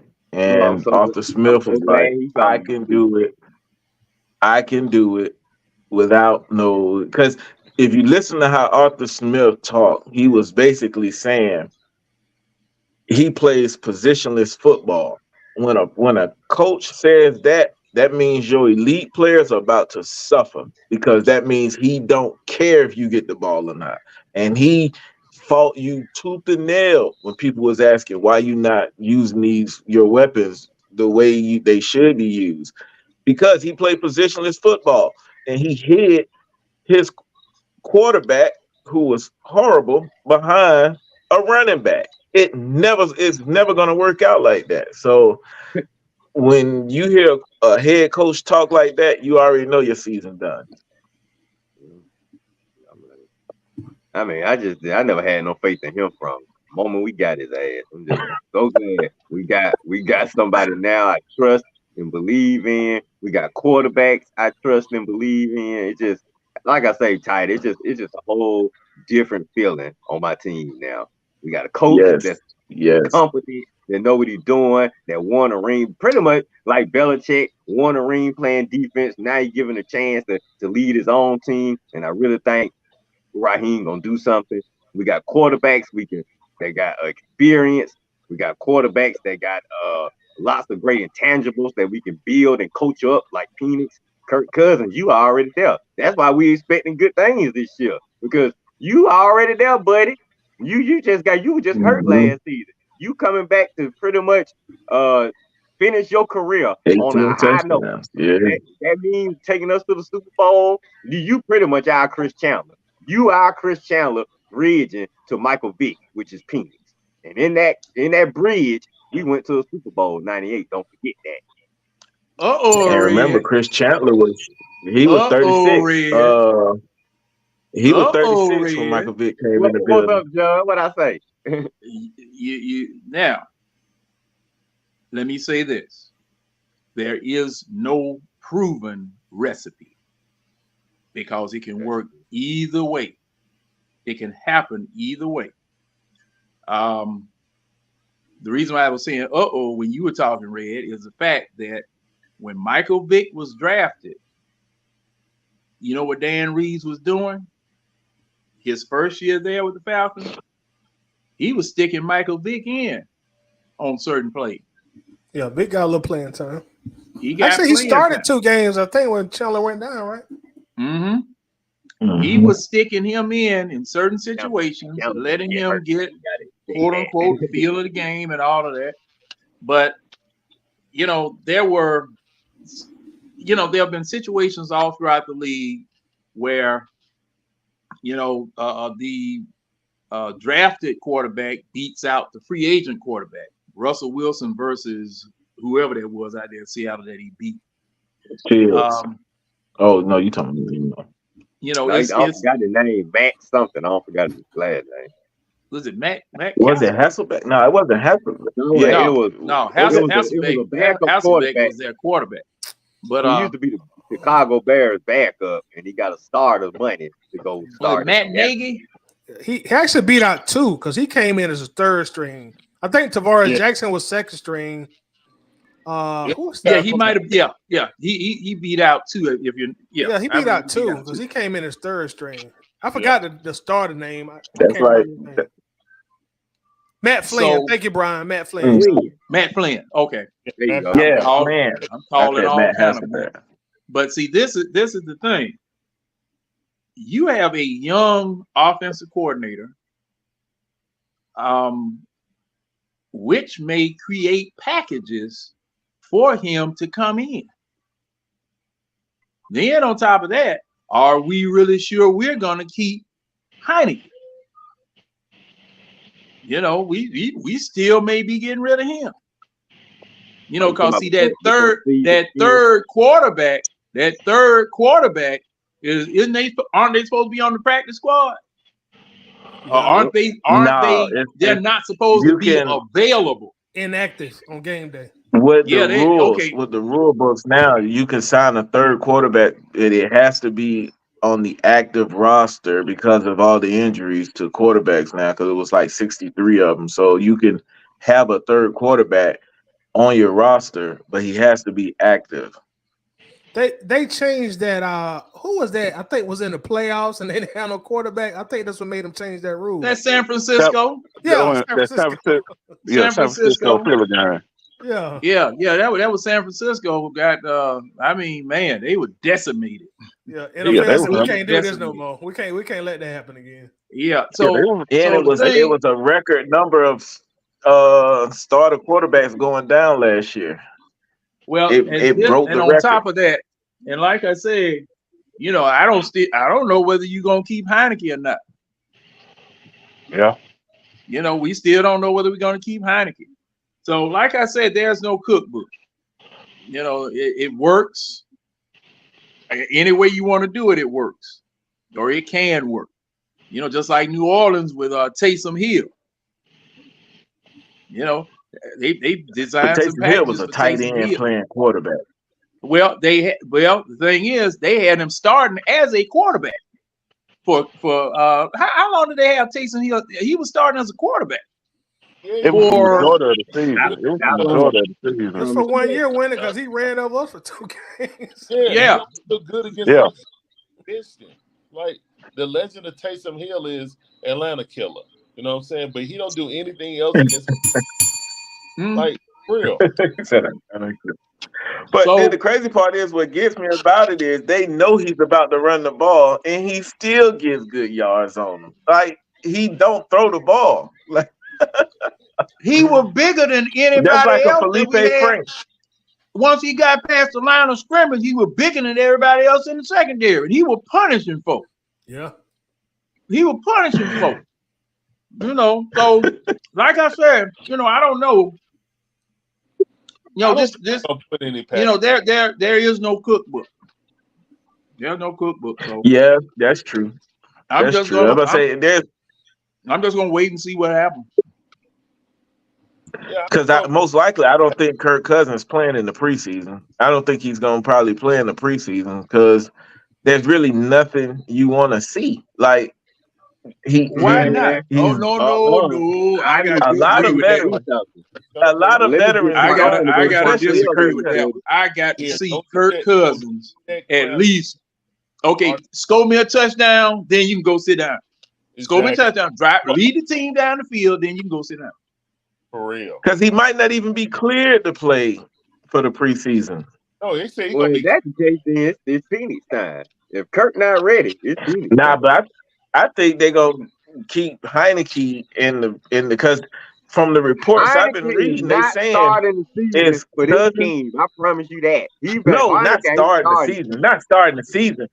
Kirk Cousins might be available come September, but what I'm saying is in the preseason, from the reports I've been reading, it was Kirk Cousins and Tyler Heineke training with the ones and Penix Antonio all in my with the dog. twos. For real, you all in your refrigerator, all in your snack bag. all up in the mix. Antonio, go jump in the pool, man. God damn, man. Oh, hey, Tidy. Tidy, your boy Antonio, after the Falcons picked Penix, that joker, he went and jumped in his pool. Oh, I was watching when it jumped in the pool. oh, you saw it? I was watching it live. Yeah, I seen Michael Phelps do his dive in the pool. Man, look here.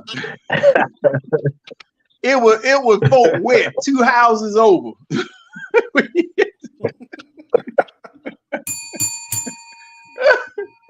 He hit it too, Jack. I'm going to the pool. I'm going to the pool. I seen him getting his 22-year-old cell phone. Oh man. But as far as like Michael Penix, y'all, in my opinion, I want to see a bunch of him this preseason. Get him tired. We get him real sweaty. You know, just play him until he can't play no more, and then sit him down in the regular season. I think that'll be the best opportunity that he's gonna get at like real NFL footballers in the preseason. Go ahead, Larry. No. I just got a thumb up. Like, yeah. Okay, my bad. I 100% agree with you. Like, I think that the coaching staff got an idea of how they want to use Michael, but in the same thing, I believe them when they said Kurt is our quarterback for right now, and Michael Penix is our quarterback for later. Okay, I believe wholeheartedly they're going to work like that. Like their plan is not to play Penix unless it's absolutely necessary. They do not want to rush it. They don't want to ruin this kid future. And by going picking up a UFL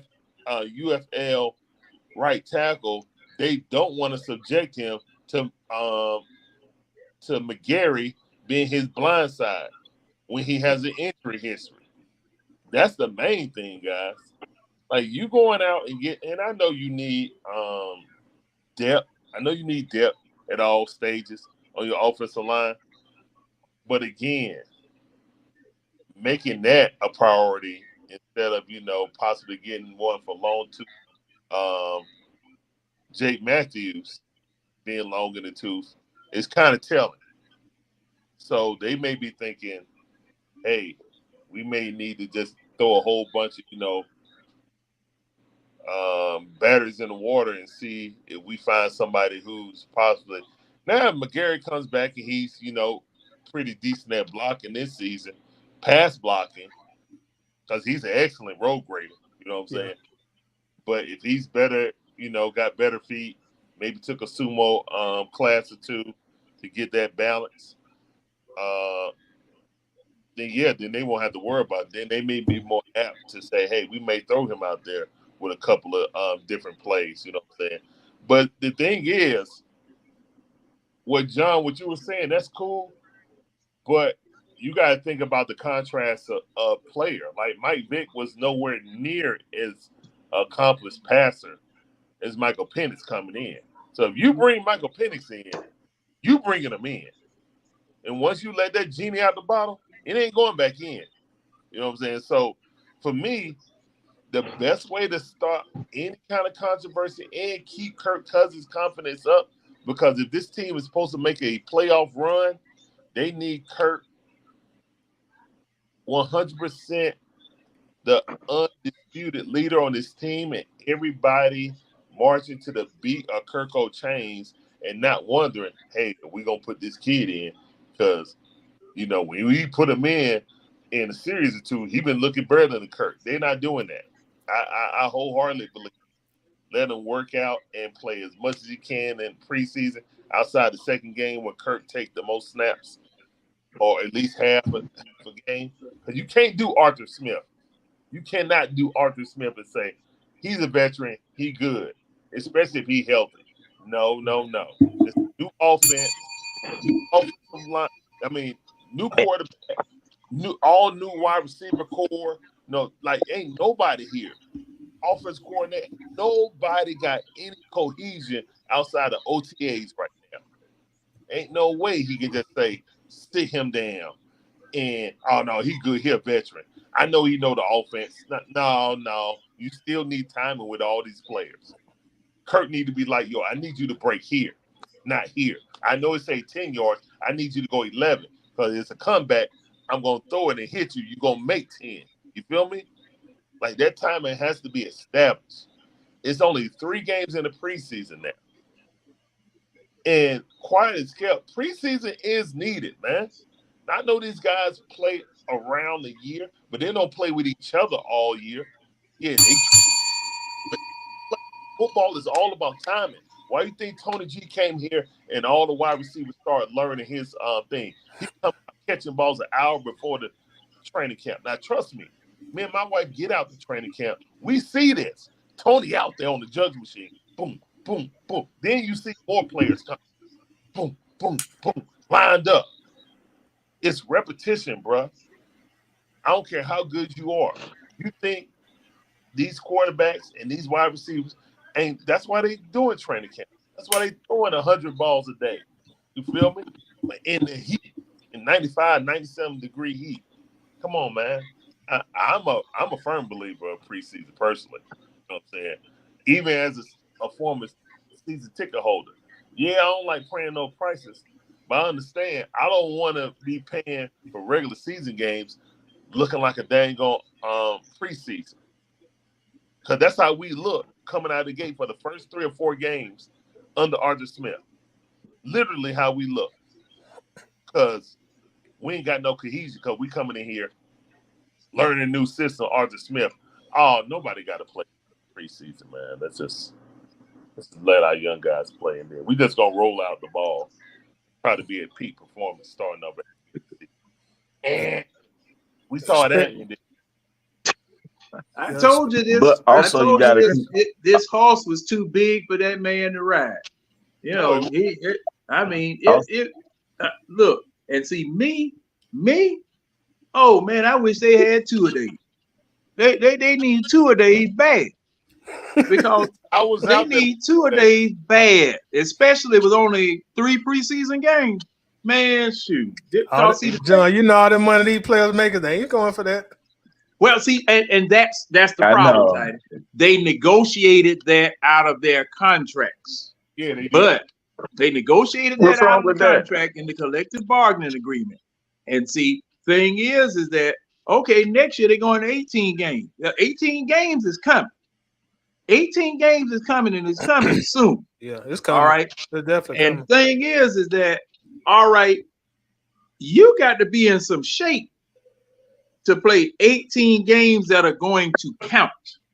Okay, because see, preseason, yeah, you know, just like I've always said, you know, there is no preseason for offensive linemen, defensive linemen, well, for nobody really, because that's a live fire situation. But these games are going to count, and there's a different mindset when them games count. You know, you ain't going out there. But you know just, where you it know, mostly counts at? you know, You know where it you mostly going out count there at, playing around. John? It mostly count. It mostly count right now. Here's the reason why I think they took away the 2-a-days, because and I agree with it's mostly pointless, because where it mostly matters is understanding that playbook and studying. You could do that even on your off time. That's how you become better. That's how you become great. When you take the off time and you start studying, you don't need the coach to say, "Hey, we about to go do another 2-a-day, or we about to go do another." No, you study on the off time. But going back to what Red had said earlier, if you listen to Bijan in his interview about the Kirk Cousins things, he said he never had a quarterback to say, "Hey, look, I like stuff done this way. I need you to get here." How Larry was talking about, I need you to get here. He said, I like that type of stuff, and I like that kind of command that the quarterback is getting. It's clear that Kirk Cousins already have control of this team. Now you talking about just throwing Penix in there. How you think that's going to make the other players feel when they already built? First off, they had to build a camaraderie with Kirk Cousins quickly, because it's not like they had a lot of time to do it. But now you're telling him, we're going to throw Penix in there, and there's nothing wrong with Kirk Cousins. It's not going to work. Now, granted, I think Penix should get a lot of touches in the preseason, but during the regular season, no, because that's when the games matter. No, don't put him in there. Let that man learn. Let him fight his way on that field. Because my thing is this: there's two types of people in life. One who is giving everything. The problem about that is once you face obstacles, you tend to lose everything. And the person who fights his way to get everything. And once he faces obstacles, he's already faced those obstacles, so he know how to hold on to what he got. So the thing is, you don't, even though he knows he's the future of the team, you still make him earn his way on that. Just like the Bears tried to do with Justin Fields. He knew he was the future of the Bears, but what happened? They messed him up, broke him down. Now he's with the Steelers. So I think it's good that we have a good problem now. Was dysfunctional. Yeah, now see the but well, go ahead and finish your thought, cause see, I got to get with you. No, you go ahead. You go ahead. Okay, you go ahead. The 2-a-days were eliminated because the players didn't want to go out there and do that. It wasn't the playbook. Because they said it was pointless. No, the players. No, I'm saying they said it was pointless. The players said it was pointless. It wasn't the coaches. Yes. The players said it was pointless. But the thing is that hold on. Thing is that okay, if you trying to get up, if you trying to get up 300 pounds, you never done it before. Is that coach supposed to coddle you? Come on, John. I think you can get it. I believe if you try a little bit harder, you'll be able to push that weight. Now, come on. Let me see what you got. Or get that weight up. Get it up. Come on. Look, when I used to go see the Falcons in Suwanee, sitting up there on that hill, Jim Hannafin, the offensive line coach at the time, man, look at him. He had his foot so far up in them jokers' rear ends, they could taste the brand of shoe polish he had on his shoe because they But that were type of not coaching don't work responding. now. And see, you know what? That's what the problem is. That's what the problem was with the Arthur Smith. That's what the problem was. You know, because the thing is, these players, now you look at Mike Tomlin. Yes, that type of coaching does work. Because I look right up there at the Pittsburgh Steelers, and I see that same type of coach up there. You sit up here and act like you're not playing Mike Tomlin. with Mike Tomlin. Mike Tomlin, hey, come here, son. Come here. What are you doing? Man, Mike Tomlin would get in that grill, and you'll wish you hadn't doggone done what you did. And the thing is that in order for people to get it right, because you're now Tidy knows, and I know that Larry knows, you practice how you play. You practice how you play. And what the Falcons were doing with Arthur Smith, as well as Dan Quinn was letting stuff slide. When Arthur Smith came here, he stopped that. Now, one thing he did do, he stopped that. You know, no, we're going to run this until you get it right. Now, if you don't get it right in the morning, And did they you're get it going to right? get it right in the afternoon. That's the way that they used to be. But if you did don't they get get it it right right? in the morning, you're going to But run did this they get same it play right? in the afternoon. And the players did not want 2 a day. They were the ones talking about it was unnecessary. Okay? They were talking about that. And the thing was that, look, you got to get in football condition too. That's another thing. You got to get in football condition. Because, see, week 1 of the regular season, man, it's so many people that get hurt and wiped out in the very first week of the football season. It's ridiculous because they're not in football shape. That's what's wrong with the But league you right also now. got to look at it. The NFL, but the NFL also is a business. A lot of these, yes, the players said it was pointless, but also the NFL ownership don't want to see their star players getting hurt in preseason, or they don't want to see their star players getting hurt in OTAs and in training camp. They don't want to see that. It's a business. So, because guess what happens that's why you red shirt the quarterback, because you don't want him to get hit. I mean, you've been doing These that for other players, years. like your star, You've been like doing your that star for years. defensive end, certain players. Yeah. You're You can right, rest but the here's the thing: QB. it's You've still been a doing that for business. years. It's still a business. Skill players got to get out there And and show me also, what when you it got. comes to, I got to see what you got. and for the also, skill players. most of it is mental. Most of this stuff is mental. Like when Kirk Cousins was talking about his injury, what did he say the biggest obstacle is? His mental problem. I mean, his mental. It's not the physical part, because these people don't just get off. They don't just go home and then, hey, I'm not going to work out. I'm not going to go to the gym, or I'm not going to stay in football shape. These folks have personal trainers. These folks have they have a personal chef. These people have the people that works for them to make sure they stay in football shape. So it's not like they just, hey, I'm on vacation now, I'm just going to chill and relax. No. So a lot of the players was saying, we don't need to do that when I can already do that on my own time. My main focus is to study this playbook, because that's where it matters. That's half the battle right there. Well, now, and see, the thing is, Dick, Larry, go ahead, Larry. All right, here's the thing. You can study the playbook all you want to, but team chemistry is key. Like, I see what you're saying, what the players were saying, but what everybody don't have the drive. Everyone's talented who goes in it. They are the 1%, right? They are the centers that actually play this kid's game at a high level. You know what I'm saying? So if it was all about film study and you being physically fit without chemistry, then you could get more college players would actually be in the NFL or would be considered instead of being USF or being Canadian football. You know what I'm saying? So for me, I believe that everyone doesn't have the drive. Somebody need to meet their Like, mic. Is that red?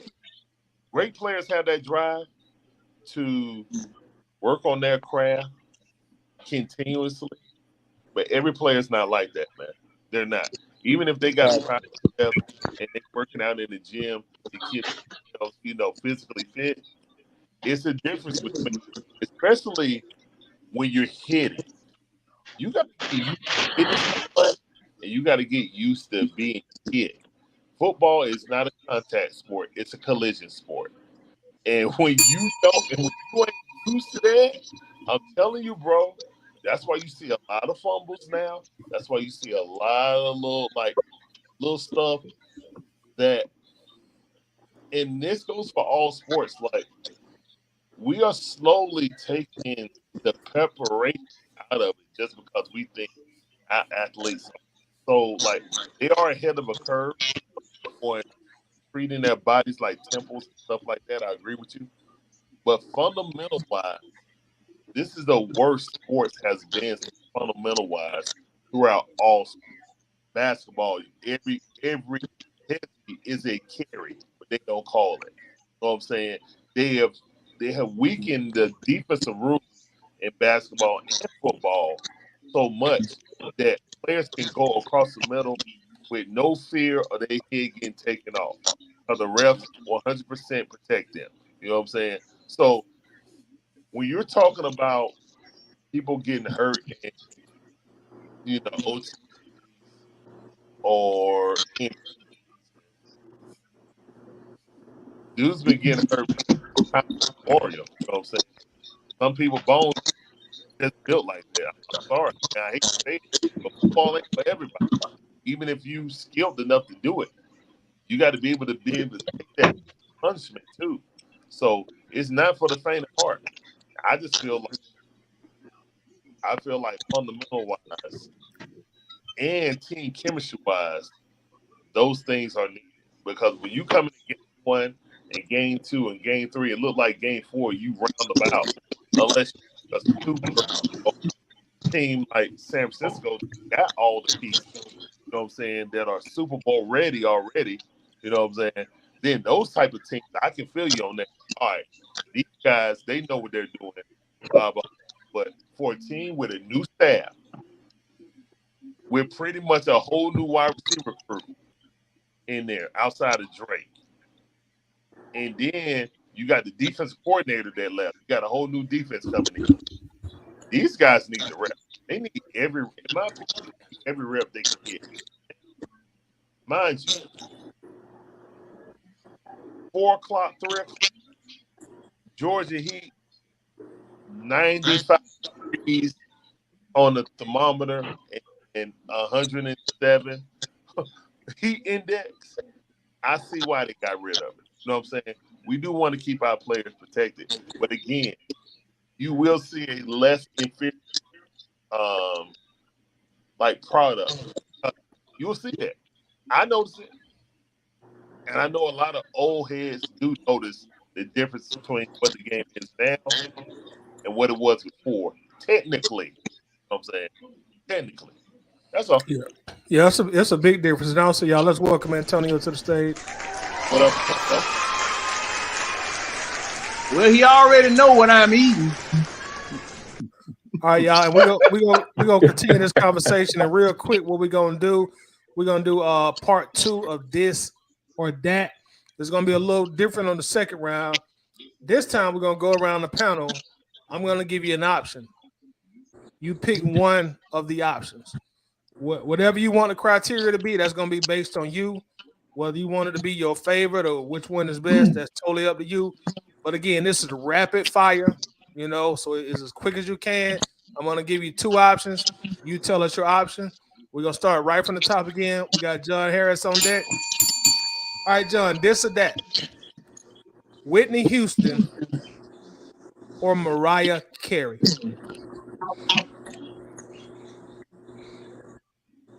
Whitney. Whitney. All right, James, you still with us? Yeah, I'm still here. Okay, yours, James. You got Adidas or Reebok? Adidas. Adidas. All right, Larry. Yep. You gonna like this one? The luck of your draw.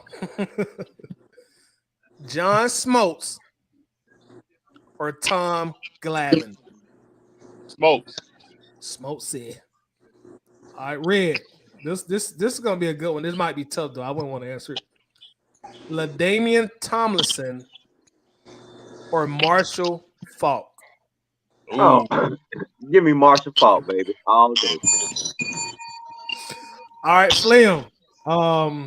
Hopefully you old enough for this question. We might should have gave this one to John or Larry. But Cheers or Seinfeld? Cheers. Oh, I can't stand Seinfeld. That's right, baby. You picked the right one. Sometimes you wanna go where everybody knows your name. name. Oh, Yeah. Tiny, you like that show too? Only That's thing my about shit. Seinfeld that was funny. Okay. Yeah, that was Only my thing favorite about show. Seinfeld that was funny is when he said that lady had man hands.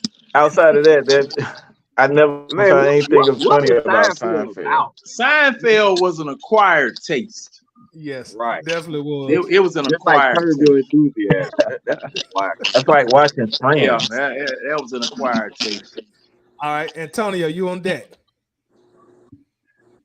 This should be interesting.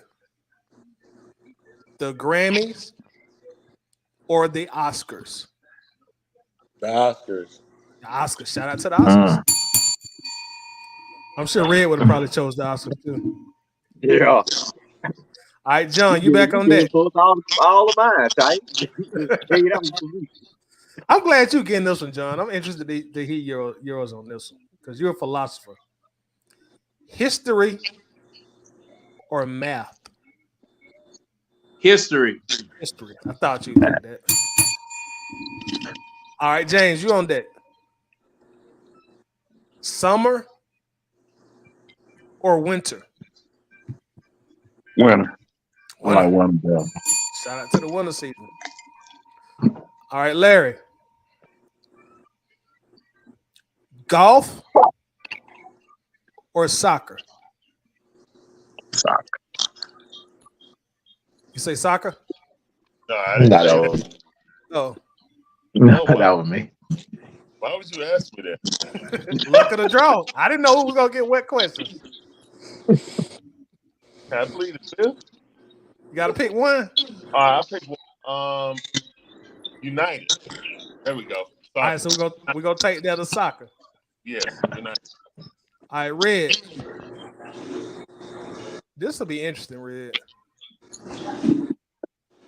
Drew Brees or Brett Favre? Oh, man, That's easy. easy. Brett Favre. Brett Favre, baby, the former Falcon. Yeah. I wouldn't dare choose. Thank All right, Slim. We giving you all the 45 and older questions, but that's the luck of the draw. Saxophone or drums? Saxophones, man. I love blues. I love saxophones, man. All right, final question. Antonio, this actually gonna fit you perfect. Perfect. You got penthouse apartment in the city or 2-story house in the country with 2 acres. 2-story house in the country with 2 acres. Yep, and that's it, y'all. Appreciate y'all playing that with me. Also, y'all, we've been talking about the Ring of Honor all night, so I'm gonna throw a knuckleball into the conversation. Y'all see it on the bottom of the screen. This should be interesting. Should Michael Vick go into the Falcons Ring of Honor? Whoever want to have at it, go ahead. Hold up, Mike ain't in there. Nope. No. Oh, If my thing is this, if you go ahead. I got a problem with Arthur Blank going in there before Mike Vick. Go ahead. Speak on it. I do. Speak on it. This the platform. Go ahead. Man, the man paid his due. You know what I'm saying? I just feel like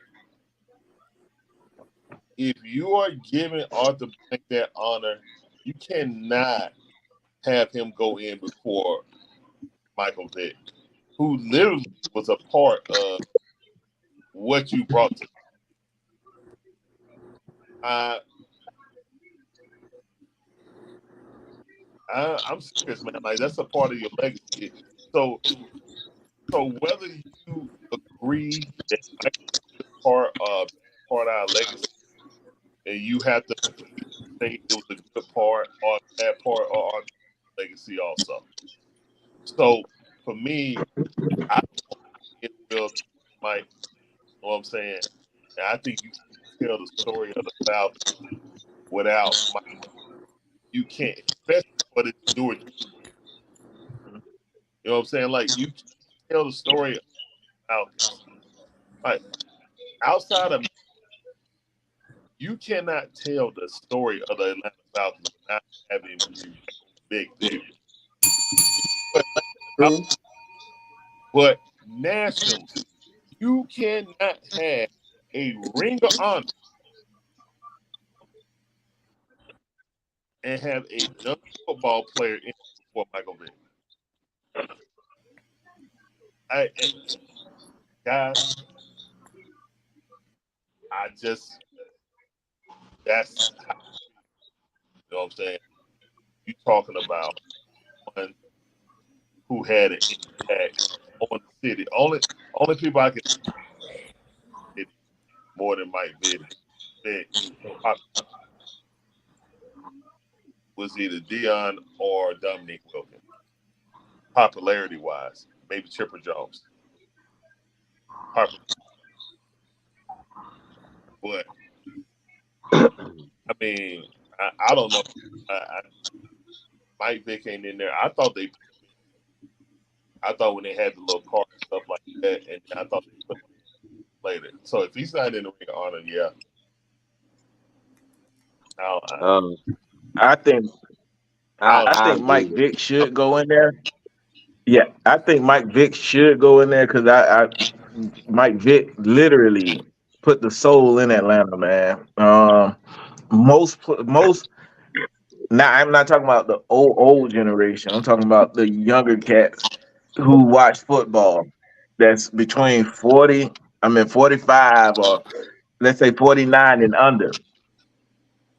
Came into the league liking Michael Vick. Look at all the quarterbacks now. And then Michael Vick number 7, it's synonymous to him. So when you get that number, you hear that number 7, that's Vick number. So I think they should put him in the Ring of Honor, but I think they shouldn't retire his number though, because every player who comes in want that 7. You know what I'm saying? So when you typically hear somebody with the number 7, you thinking they about to show out on the team. They gonna do some electrifying stuff. That's why your boy Bijan got 7. He's doing some Vic stuff out there, but he ain't exciting as Vic like how Vic was. Vic when he ran through them 2 Vikings, like Vic did some stuff there. You go to school the next day, you talking about it, you know.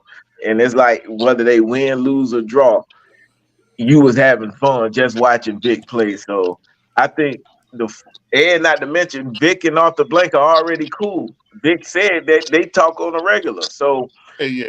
It's I'm about to say so. I heard that. It should be. I heard that before too. Yeah.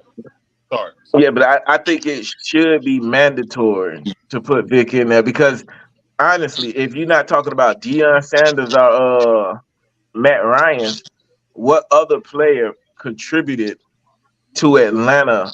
I'm talking about the soul of Atlanta, like Vic did. Yeah.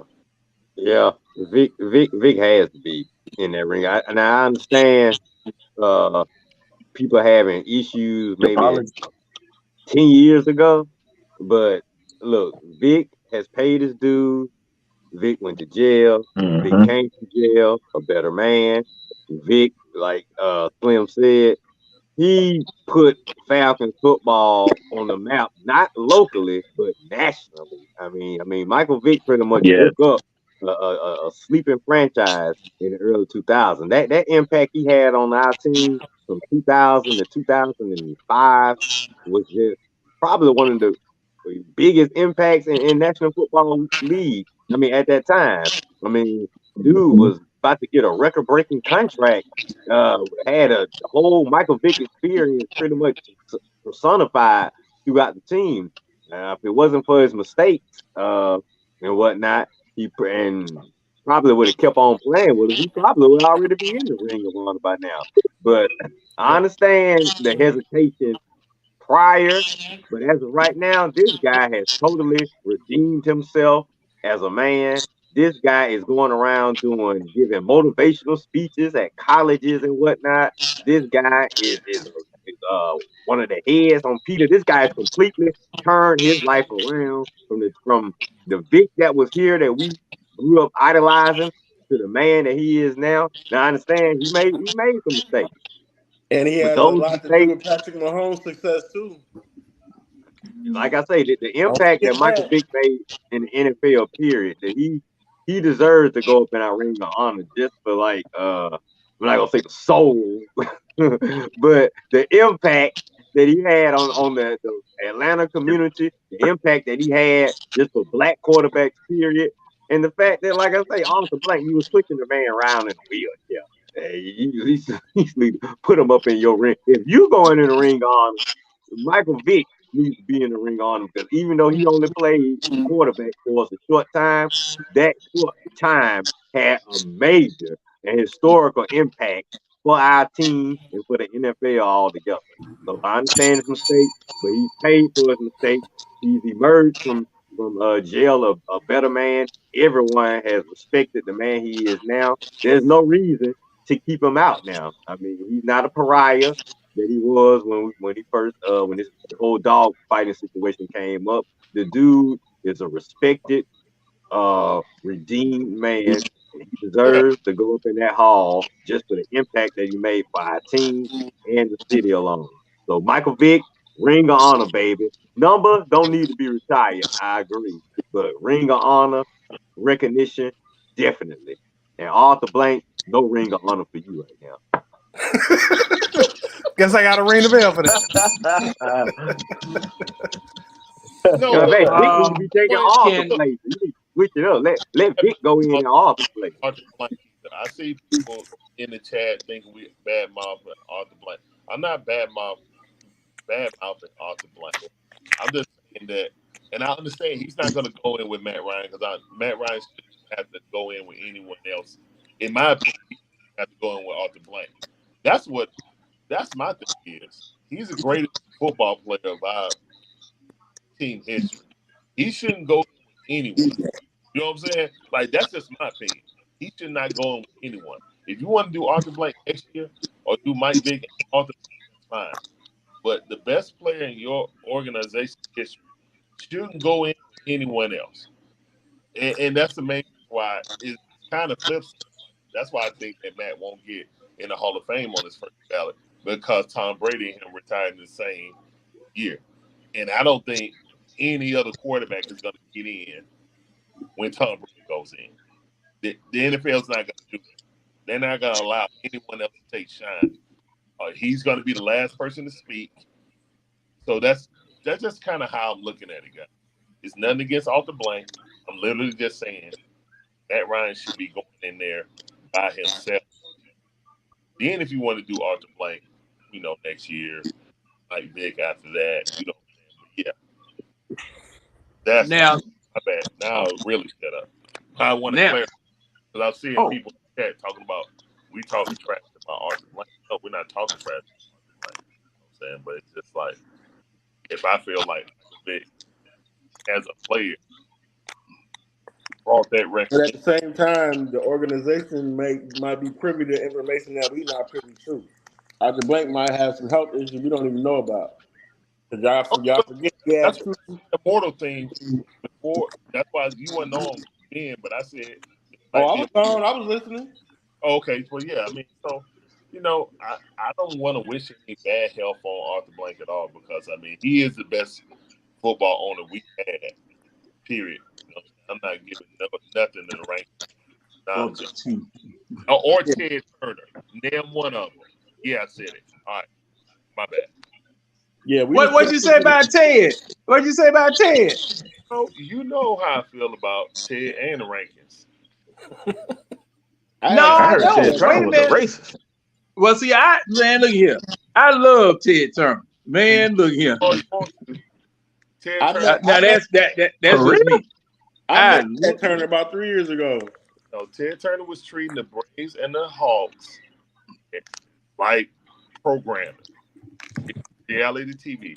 That's what, guys. Sports is the #1 reality show of all time. It is. Okay. And that's what he treated like. It was programming. Until he got out of the way and let the baseball people do baseball things. That's wait, now, Larry. What? How was he interfering? He had turned them both. I'm sorry, Tidy. I'm sorry. I'm off topic. Let me mute. Go ahead. You fine. Go ahead. Go ahead.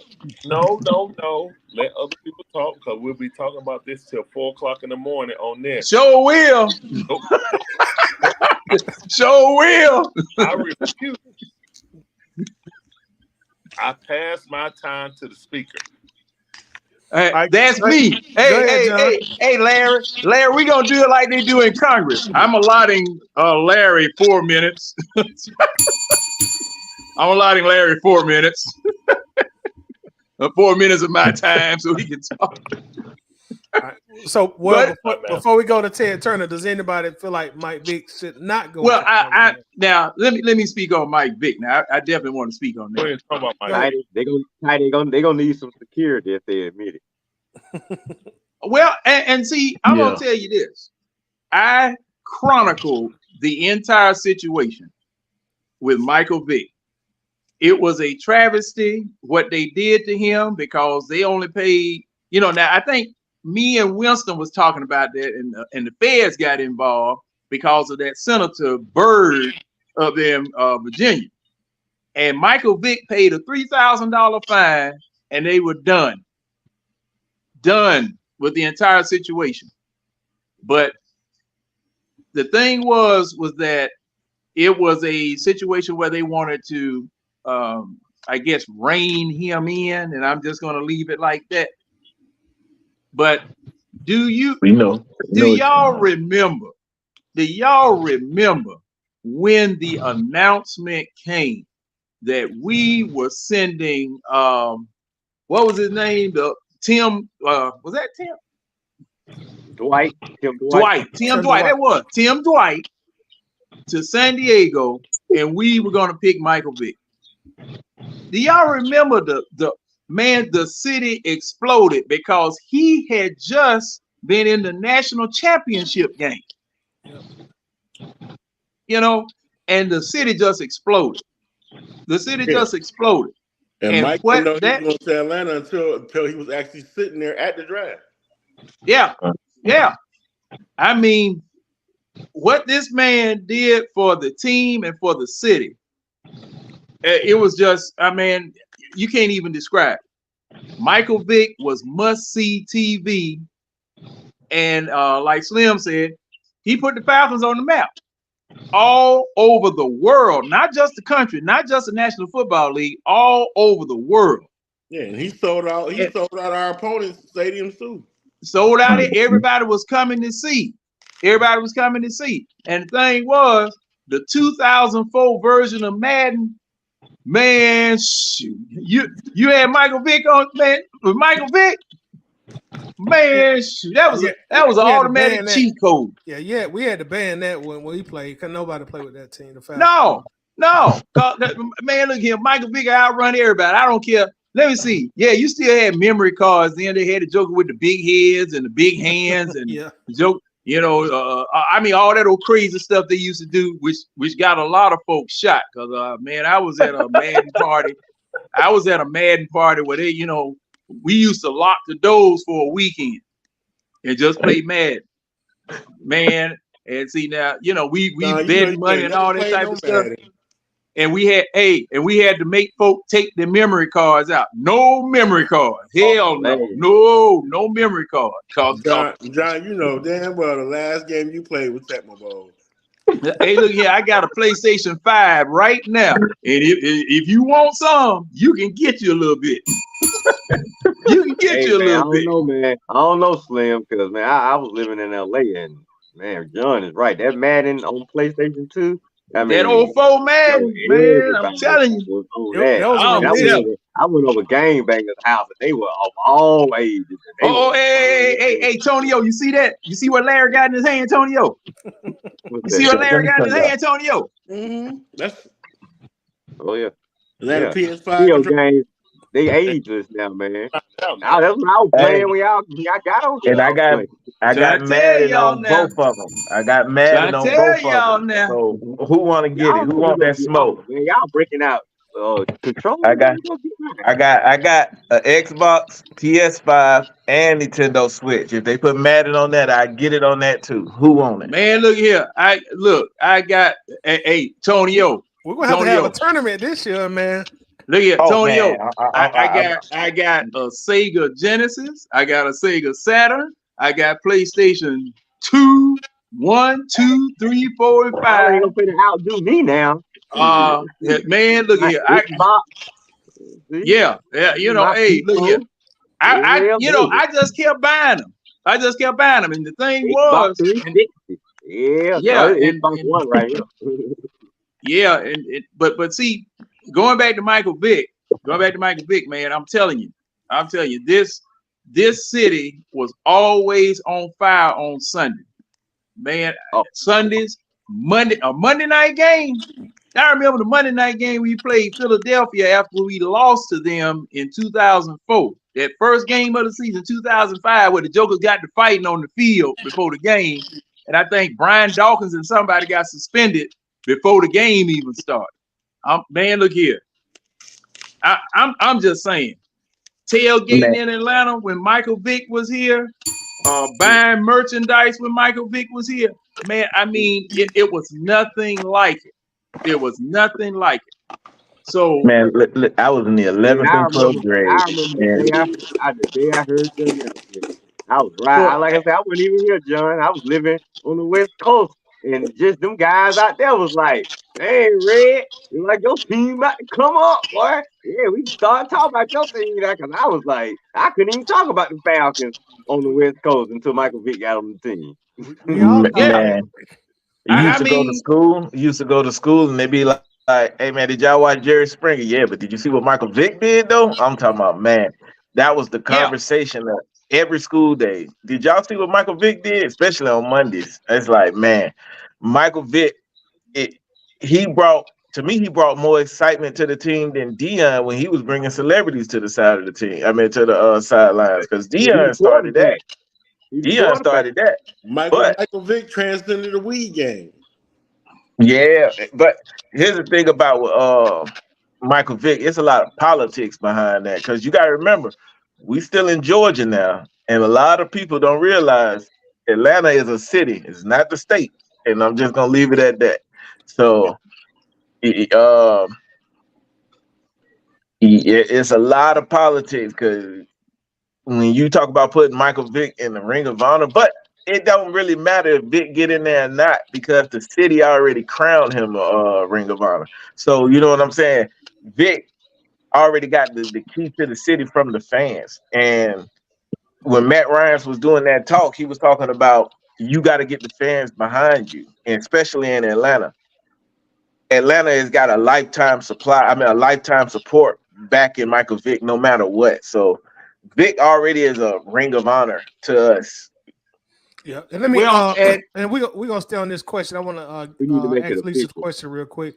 Lisa says, who decides who goes into the Falcons Ring of Honor? Is it some advisory or executive board? Based on what I heard from Warwick Dunn and also Arthur Blank, I do think it's a board that Blank is not probably in the initial meeting for, and it maybe comes to him at the final approval stages. But I think there's a board that they put together, and they'll probably vote on it. They'll probably look at certain criteria. So just to clarify, because I know we've been talking about this topic a lot, I don't really think Arthur Blank initially decides who goes into it. Just like everything else with that franchise, I'm sure he probably has the final say. But I don't think it starts with him. I think it probably starts with a committee, or maybe anywhere from 2 to 8 people, and then he'll probably get the final ultimate vote. But going back to Vick real quick, y'all, do y'all think maybe that they want to get Matt Ryan in first? And I'm going to be honest, rightfully so. And then maybe swing back and bring Michael Vick in later on, maybe another year, 2 or 3. Or to Slim's point, do you think the politics of the city or the state will ultimately keep Vick out the Ring of Honor? I think he's gonna get in there, but yeah, I agree. I think that he's not gonna go in before Mike. I mean, before Matt. So, I think maybe they'll do it next year. They'll put Matt in this year, him and Arthur Blank, and then they'll put Mike in. I think they'll do it. I think they'll do it relatively soon. You know, it's gonna be a claimant for it after Matt go in. It's just going to be. You know, I think like as long as Blank is alive, he'll go in there. But if Blank passes, and I'm not wishing nothing bad on that man, if Blank passes, he won't get in there. You said you don't think Vick will get in while Blank alive? No, I said if he passes. He's saying if he passes. Yeah, but let me put the 10-4. Let me put the 10-4 cap on right quick. I think you need to wear that shit. If Penix start balling out, it makes sense to put Vick in if Penix start balling out. You know what I'm saying? Like that would look like a full circle moment right there. Okay. Not really. Penix is balling out, left hand quarterback, Michael, and then you put Michael, you double back on us with a Michael Vick going into the Ring of Honor. Man, you'll shut the city down, man. Okay. You'll shut the city down. That's about 2-3 years away. I'll be cool with that. That's what I was saying. That's at least 2 or 3 years away. So, yeah, I think within 2 or 3 years, Vick will probably go up in there. I mean, especially if he start to show out, that remind us of what the first guy did. Remind us of our old quarterback named Michael, but he has to go in there. I just don't see her. The Ring of Honor won't be complete without Michael Vick. Now, because my thing is Ward Dunn is in there. How can Ward Dunn go in there without Michael Vick? Like, to me, that just what he did outside. Yeah, that goes back to the philanthropy that we talked about. What he did outside of football. He don't have no prison record. Ward Dunn has given so many single moms homes. It's ridiculous. Mm-hmm. Now, and now what I'm about to say, I'm on. Okay, I see what Lisa Shepard said. But what I'm about to say is going to really upset the apple cart because it won't be the first time, John. Go ahead. And Slim, you said it. Slim, you said it, and I had thought about it before you said it, but. You remember you were saying that some people try to equate the Falcons Ring of Honor with the Hall of Fame? Yeah.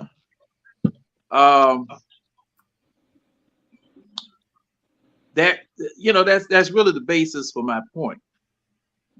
We have to think micro, not macro. Because if we try to think macro about the Atlanta Falcons with no championships, no players of note on the national stage except a few burning stars every now and then. Our Ring of Honor to some people is a joke. I gotta ring the bell. Our Ring of Honor is a joke because if just like Pittsburgh Steelers, San Francisco 49ers, Dallas Cowboys, New York Giants, Green Bay Packers, New England Patriots, Broncos. Denver Broncos. Super Bowl, and even some of those AFL teams, like Kansas City, like Cleveland. Those people have championships and legendary players on those teams. And if there was a Ring of Honor in Cleveland, look, you probably wouldn't even be able to fit all the names all the way around the ring. Same thing with Philadelphia. Same thing with Pittsburgh. You know, our Ring of Honor is just for notable people in our organization that we feel that were great. But that's the definition of our that's the definition of every team Ring of Honor. But my point is that our Ring of Honor does not transcend our team. There are other rings of honor in the National Football League that transcend their teams because of the players that are in there. Okay, like Jim Brown. All right, I'm just going to use Jim Brown. Jim Brown transcends his team. So you saying Deion Sanders didn't transcend the team? Deion Sanders, he's in our Ring of Honor. He transcended the team. He transcended the NFL. One person. Okay, you got Jesse Tuggle. No, nobody was drafting middle linebackers like him until Jesse Tuggle. Jesse Tuggle is a breed of himself. Jesse Tuggle is just like a bad prayer from a bad preacher trying to leave the room. It gets cut up in the ceiling fan. Jesse Tuggle's name. I mean, I'm just saying he was good here. He was definitely good here. All right, you know, but he does not transcend the Falcons into a national consideration. But John, he doesn't transcend the Falcons into a national consideration. Tuggle was good, but he's not that player that on the national level. He's just good to us. Yeah, and see that's what I'm saying. Our ring of honor, and I would say this: the first person besides Deion Sanders, like you mentioned, the first person that would possibly do that would probably be Michael Vick. Right, I agree with you 100%, Lisa.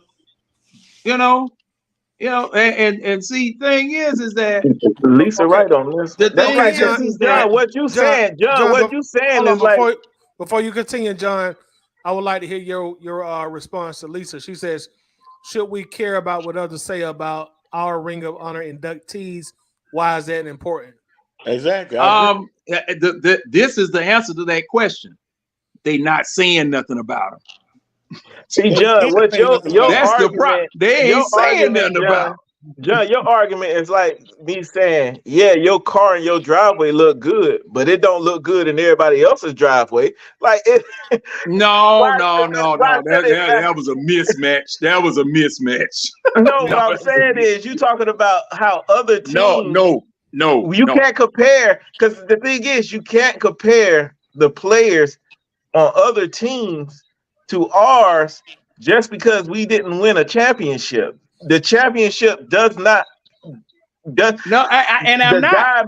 One of the judges, but I'm saying one of the judges who judges the Hall of Fame players, he said if it was based on just championships alone, then what's the purpose of even having a committee to judge these players? It's about the I didn't say that. You brought to the team. So okay, I didn't say that. All right, before you respond, John, we got two people backstage, Old Block Reaper and Cletus Jackson. Y'all got to come off camera first so I can see your face, and then I'll bring you on. If you want to come off camera once you show your face, that's fine. But I got to make sure we see your face before we bring you on. So show your face on the backstage cam so I can see you. Then I'll bring you on, and then you can go back off camera. My apologies, Slim and John. Go ahead, y'all. Oh, no problem. No, you good. Go ahead, but John. see, this is the thing. I have not said anything about any championship as a criteria. I thought that's what you said. We didn't win one. About a championship. Yeah, you said we didn't win one. as a criteria or as a whoa. You got to show your face, O-Block. You got to show your face, bro. I did say something about championships. And the thing is about those championships. Hey, yo, you've been invited to a Diddy party. Bring your dick and ball. What the hell? I know. Hey, it's late at night, you know. It's late at night. Yeah. People got that stepped on dope, you know what I'm saying? So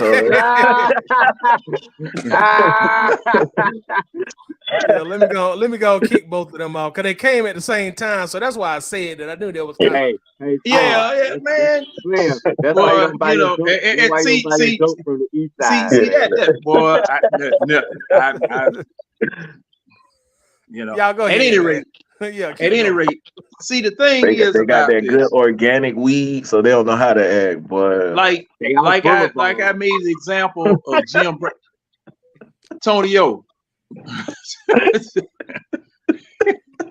You know what them look, I don't know. Right?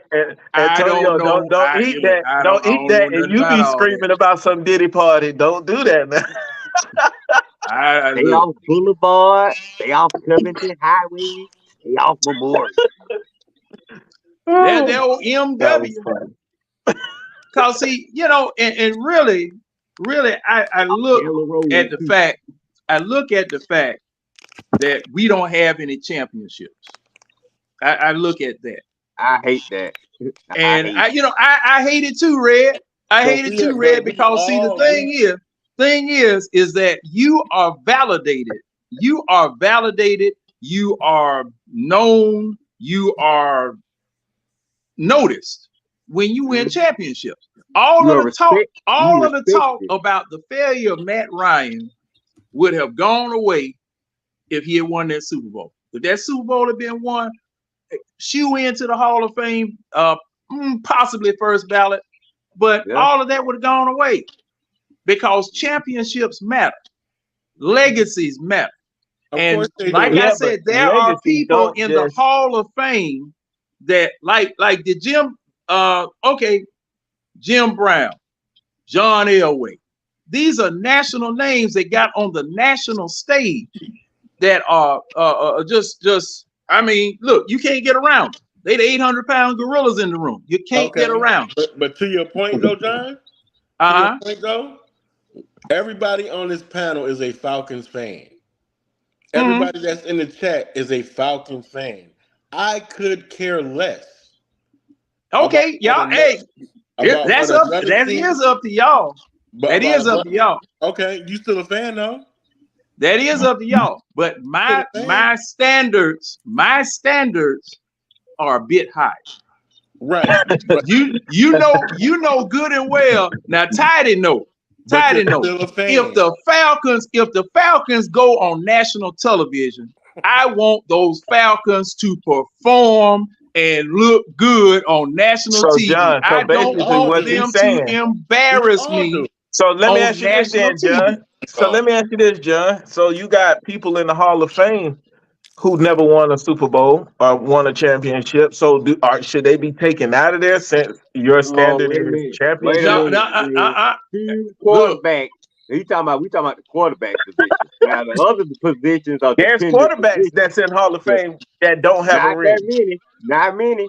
But there is some. And so that means by championship standard, that means they should be taken out of the championship. They should be taken out of Canton.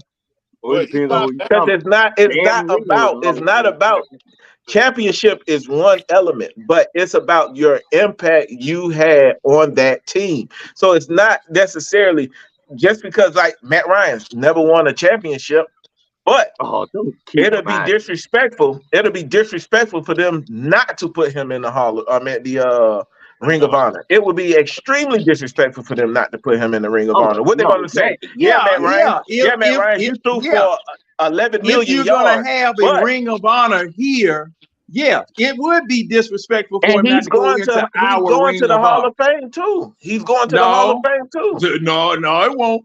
They're not going to say, Matt Ryan, you're one of the top. While you was active in the league, you was one of the top NFL quarterbacks in the history of NFL. But just because you didn't win a ring, just because you didn't win a ring, to the Falcons. But when Hold you on. look at the no. top Hold quarterbacks on. If all you look at time, his Hold on. stats, if you you look at are his not stats, gonna put Matt Matt Ryan. Ryan Slim. You're not gonna think of Matt Ryan as one of the top QBs of all time when it's It ain't all about said what and I done. think. It's about what his numbers say. You know what I'm saying? His His No, numbers numbers, say. nobody and is something gonna be else talking too. about Matt Ryan as one of the great QBs when you look at now. He's good for us, but when you look back at the NFL, nobody is going. When you talk about, well, let me see, who are the top 10 great QBs of all time? I promise you, ain't nobody gonna be talking about no Matt Ryan. The stats say they're gonna be talking We about don't care Matt what the Ryan. stats say. We And talking see about something else too. what the nationwide opinion is. Yeah, and Nobody see is gonna be talking that's the about point. Matt Slim, Ryan as a top that's the quarterback of point. all time. Slim, that's the point. Now, and we talked about this once before. These are Hall of Fame nominations, placement, all that type of stuff. Those are voted awards. Hold on. Okay. Hold on. Those Hold on. Tidy. Go ahead, Antonio. I know y'all looked at that in the chat and y'all seen what? I can't see it. Cletus Jackson. What did it say? I don't see it. That man said when you said he got to show his face on his camera on his phone, he said he don't have a camera on his phone. Oh yeah, that's when I knew they were full of like, bro, who ain't got a camera on their phone in My man got a 2024? house phone. He on a house phone, That boy. man on a flip He phone. made a Yeah, he made a collect call in there. yeah, he got a phone. They was just coming to troll. I was suspicious about them from the jump. Yeah, because though they up at 2:10 in the morning not talking about Falcons. Just one question outside of that though. How can you be over the age of 25 and be cool with trolling? Like I never understood that. Like how? Because some people Only don't got There's some people that are professional trolls. Playing games. Hey, People don't have Larry, a we life, can't hear man. you. We can't hear. Oh, that I can hear you then. Okay. Okay, yeah. Some people just don't have But conversation. They got no cool. You know what I'm saying? They live to be a troll. That's their whole life. You know what I'm saying? They have no other yeah, purpose. They don't get any. sound like most Saints fans. But anyway, you know what I'm saying? That's just what they do. That's what they get jolly. They get their jollies off or trying to get someone angry who do a stream. That's what, because they don't get attention in their life. You know what I'm saying? And I don't want to sound Who the sack? yeah, and a lot of them umbilical cords were twisted, and they didn't get all of it while they was in the womb. Some of their umbilical cords still connected. Yeah, they didn't get all of it in the womb like they should have. So I wouldn't say all that, man. But going to what John said, I don't care about anybody else. This is a ring of honor. Now we got to separate ring of honor from Hall of Fame.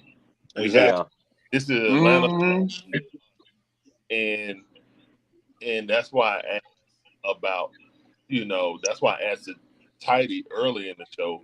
Hey, the difference what's the difference between Arthur Blank getting in or Dominique getting the statue? You know what I'm saying? Like, since both teams ain't never won no championship, you know what I'm saying?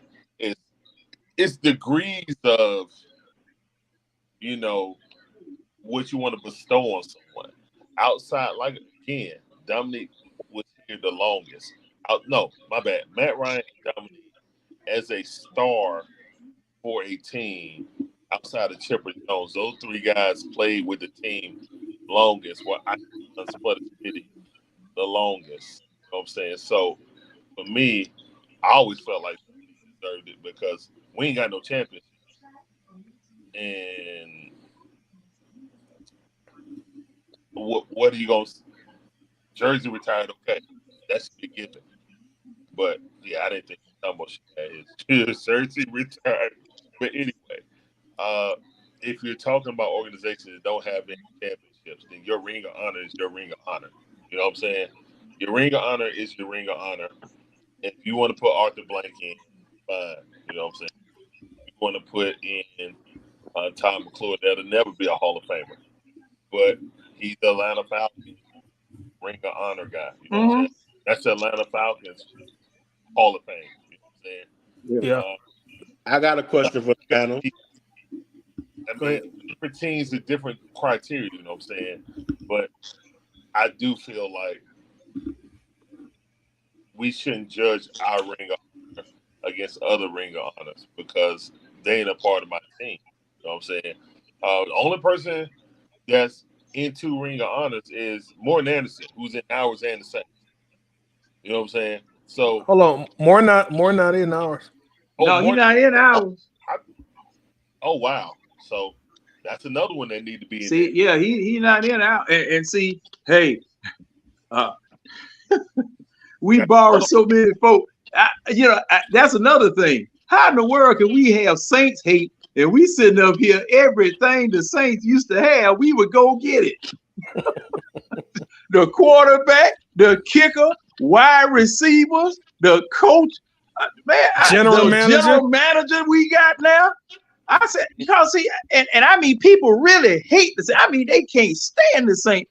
But if you and the look stadium name, and the stadium name, that's good. Yeah, now Mercedes Benz, we took that. We took that.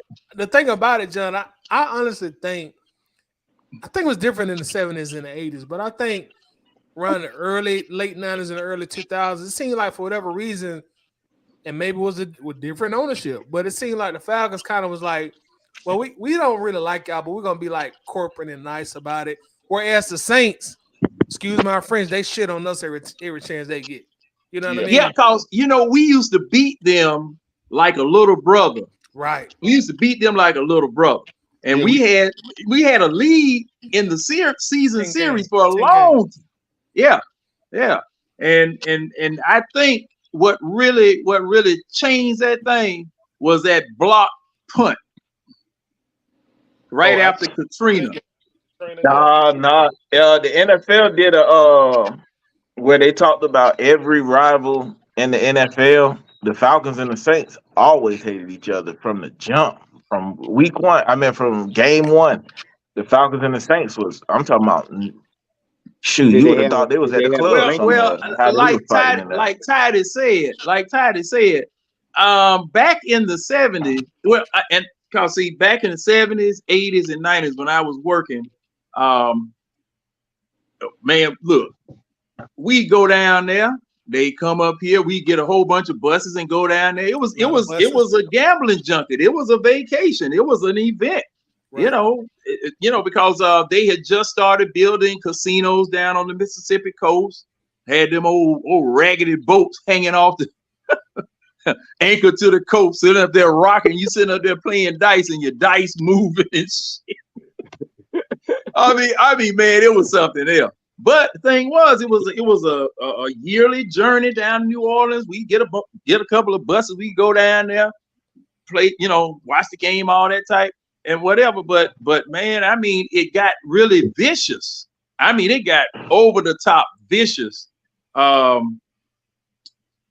have been right before Michael Vick got there. Right before Michael Vick got here. It really got vicious or whatever, man. Yeah, man, what's his cousin name? Aaron, what was it? Aaron Brooks. Yeah, Brooks. Thank you, Aaron Brooks. Yeah, he playing against his cousin down there. Aaron Brooks was their quarterback. Vick was ours, and and when people thought they was just joking when they said they was really cousins. Yeah, and then we went to the playoffs.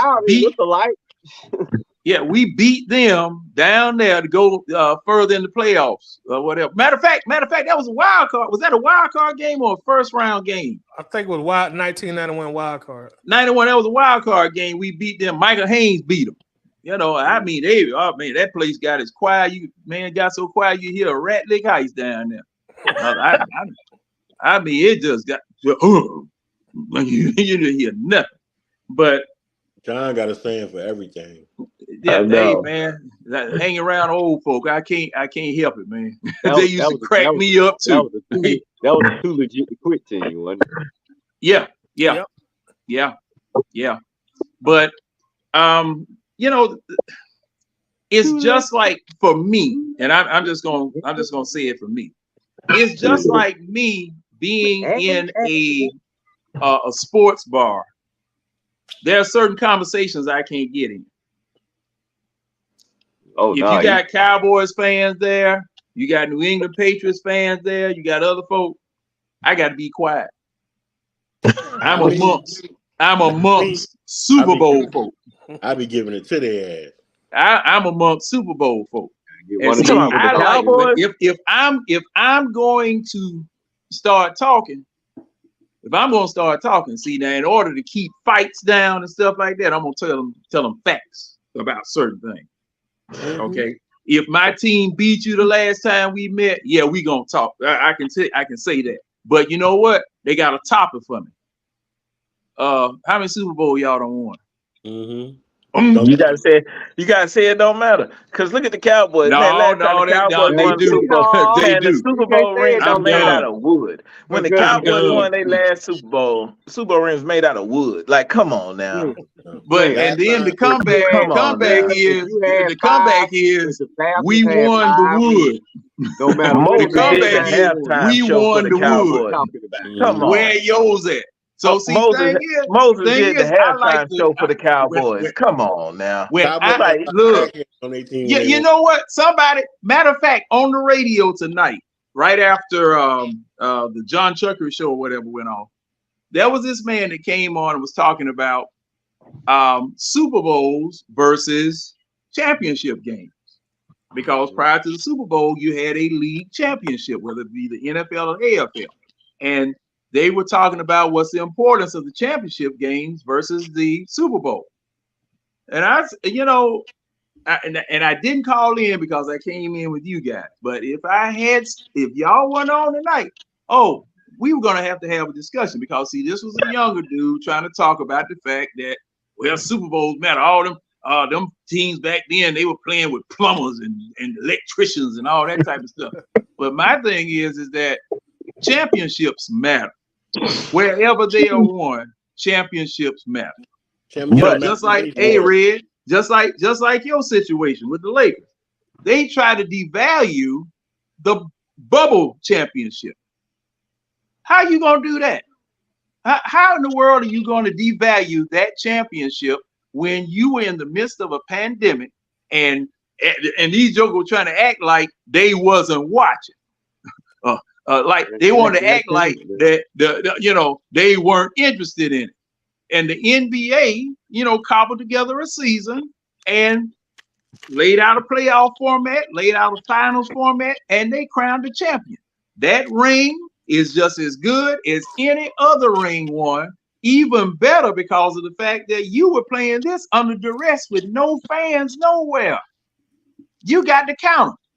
Just like those league championships that Cleveland has, that Buffalo has, that New England had before they won their Super Bowl, and there are many iterations of their team or whatever. Championships matter.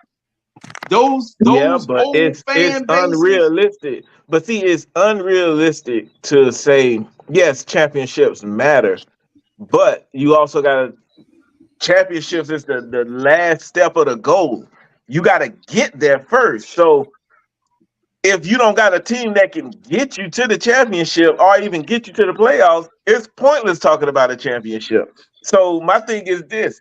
On a team by team basis. We need a team to have a winning season. That's what we really need, a team to have a winning season. I would rather have give me a team a Pittsburgh Steelers that constantly have a winning record and can make it to the playoffs and probably get one championship in a 10-year span than the Falcons that's going 7 seasons with a losing record. It's pointless to talk about a championship unless you get one of those special rings where everybody wins. But outside of that, it's pointless. You got to get there first. So you got to build a team to get you to a championship. So what are we debating? Wait a minute, John. Ain't that what you just? Wait, I swear that was John's point he was making. He's talking about championships. Championships matter, but they're not the ultimate.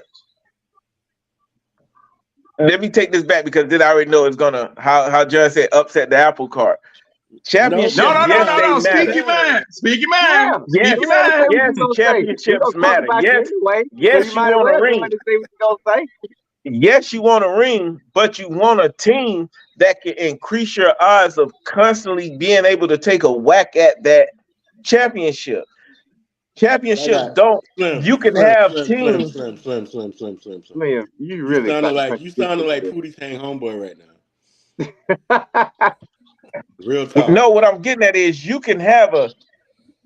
You, the Go Falcons ahead. are 7. We are 7 seasons with a losing record, and 6. then we say, oh, well, 6. So, and then we talking about some championship. I mean, we got to get a ring, like with the Kirk Cousins things. We got to get a ring with Kirk Cousins, but Kirk Cousins only won one playoff game. It's best to build a team that has a better chance of constantly going to the playoffs, because then you're going to eventually get one, instead of just saying, this is the goal, this is the end goal, we just got to get there. You see what I'm saying? No. We hear you. We hear you. But see, this is the thing, and hey, Because I hey, think you're just counting. If you don't got a championship ring, what it sounds like to me you're saying is, if you don't have a ring, then you don't got any leverage to talk. But if I got a good team, in a ring conversation, John was saying, oh, when you in talking a about just in a ring ring conversation. he named the teams. The teams that he named were perennial championship winners, and he was saying when he get amongst the crowd that has perennial championship success, it's going to be hard for him to talk trash, being a Falcon fan, being at the fact that we don't have any championship. Oh no, I'm still gonna talk I trash. have no look. I don't have a dog in the hunt. Right. I don't have a Why dog you in the don't? hunt. Why you don't? I'm still gonna talk Because trash. I don't have that big strap of gold that everybody else in that particular conversation has. Now, Right. I can just start talking a whole bunch of junk. True. Right. I can start talking a whole bunch of junk, but that is all that it will be. A whole bunch of junk trying to cover over the fact that I do not have that big strap of gold. And I don't participate in conversations like that. Now, y'all, if y'all want to do it, that's fine. You know, I don't knock anybody. I'm just saying me. Now I'm looking at what Lisa is saying or whatever, and if Lisa wants to do that, Lisa can do that. But see I I'm just like don't do it. I'm like Lisa. I'm gonna talk and that see junk. that's the thing. Because you gotta have a comeback. No, I don't. Why you don't? Look, see, look. And see, that's something else too. I have matured beyond the need of having a comeback to what people say. I'd be darned if a Cowboy fan tell me how many rings I got. Hey, Slim, I'm gonna tell you what happened. I'm gonna tell you what happened one time at a bar. I was up at $3 Cafe right off of Peachtree Industrial, and the Falcons game was on. Okay, Falcons game went off. Cowboys fans started coming in. This dude had 3 replica Lombardi trophies. He slapped them down on my table like he was gonna take over the damn table. I said, if you want to take them things home in one piece, you better get that crap off of my doggone table right now. Now, I told him I was getting ready to leave, but I ain't going no place. You gonna sit up here and gonna try to just take over? I mean, he slapped them down right in front of me and another dude. You know, hey man, who the fuck? Who you think you is? You mess around here and get drugged back to 285. Now I talk some mess with him. That's like one of my homeboys. A Denver Bronco fan, and you know how many times he come to me, hey, who won the '96? You know what I'm saying? Like, 96. I'm not gonna just sit there and let him run with that. No. Yeah, well, see, the thing is that, you know, he didn't win in '96 either. Tell him that. You know, stuff like that. Now, you know, hey, Slim, you know what? Now, I could get New England fans. Now, I could get real nasty, and I know it's gonna start a fight because they still, you know, I had a couple of New England fans talking a whole bunch of junk. They were at work, and you know, they talking about y'all Falcons ain't this and y'all Falcons ain't that. I said, how many happy endings did your owner get over 30 years?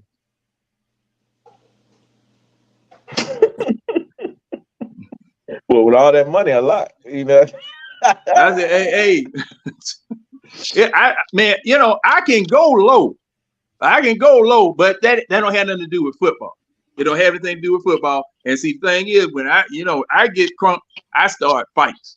I used to do that in high school. You know, I couldn't fight nobody. I just joined them out and have them chasing me all over the doggone school because I couldn't fight them. You know, that what I used to do. I used to joning and stuff. Oh boy, just like Joker be asking me, nigga, what you looking at? I don't know. The zoo closed. I have to wait till tomorrow till they identify what the fuck I'm looking at. You know, I can do that. Now, Slim, I can do that.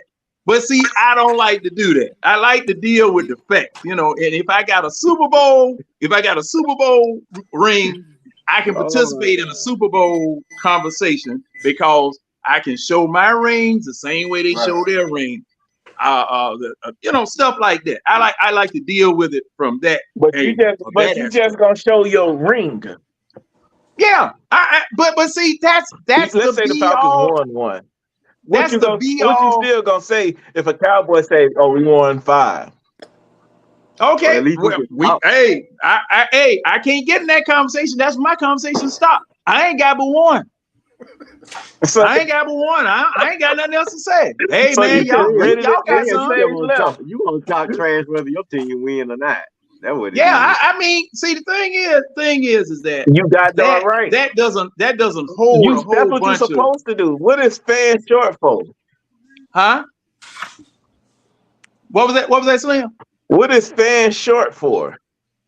What is fan short for? It's short for fanatic. But no. Well, y'all you fan the way you want to fan. I'll stand back. I'll back you up 100%. I'm right behind you. So that when we turn around and run, I'll be in front.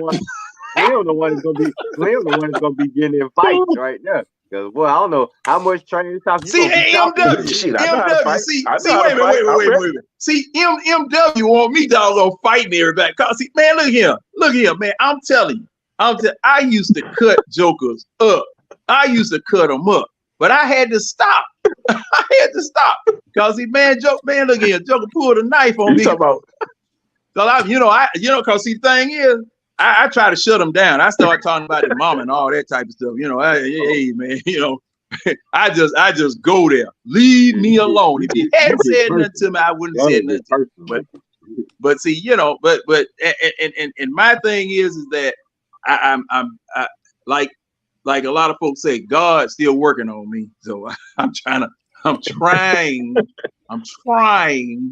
be a little bit more corporate. I'm trying to be a little bit more amenable. I'm trying to be a little bit more human.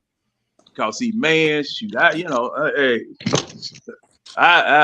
telling you, man. Hey, I like it, man. You entertaining me, buddy. I love it.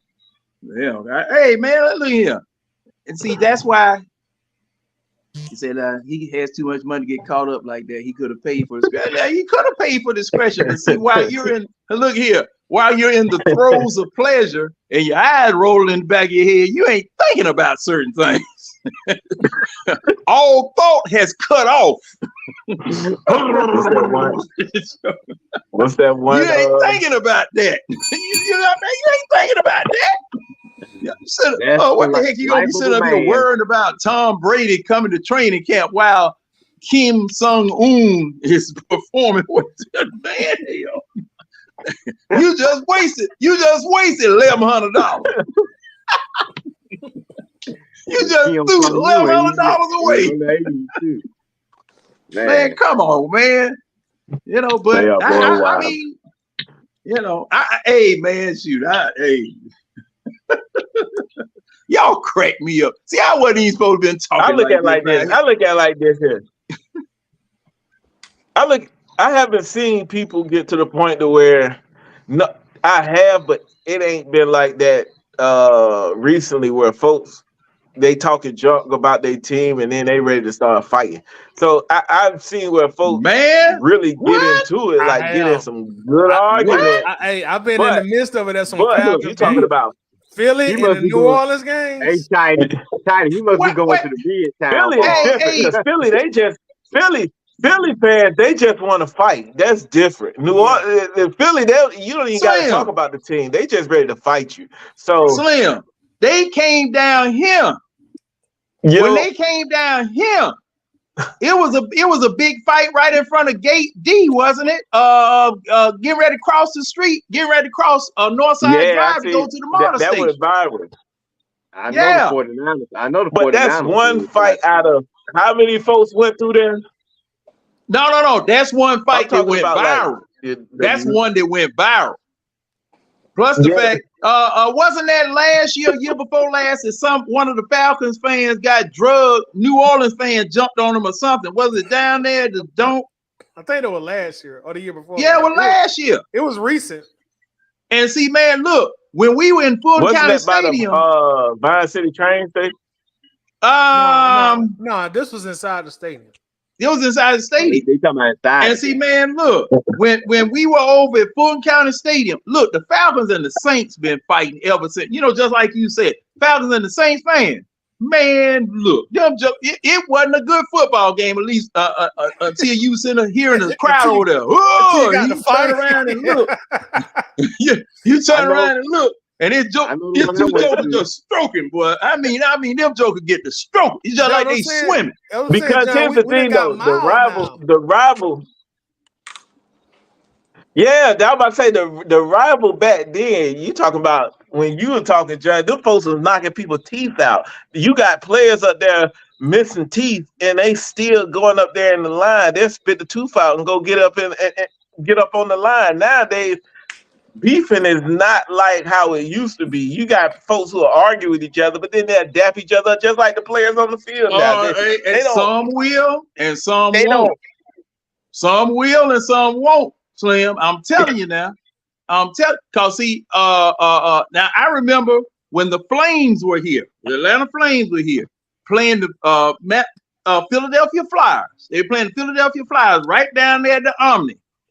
Man, them jokers got in the crowd because the crowd started throwing stuff out there on the ice. Man, a couple of them doggone players went up in the stand. Man, they processed them jokers and throw them back out there on the ice and said, y'all come on back.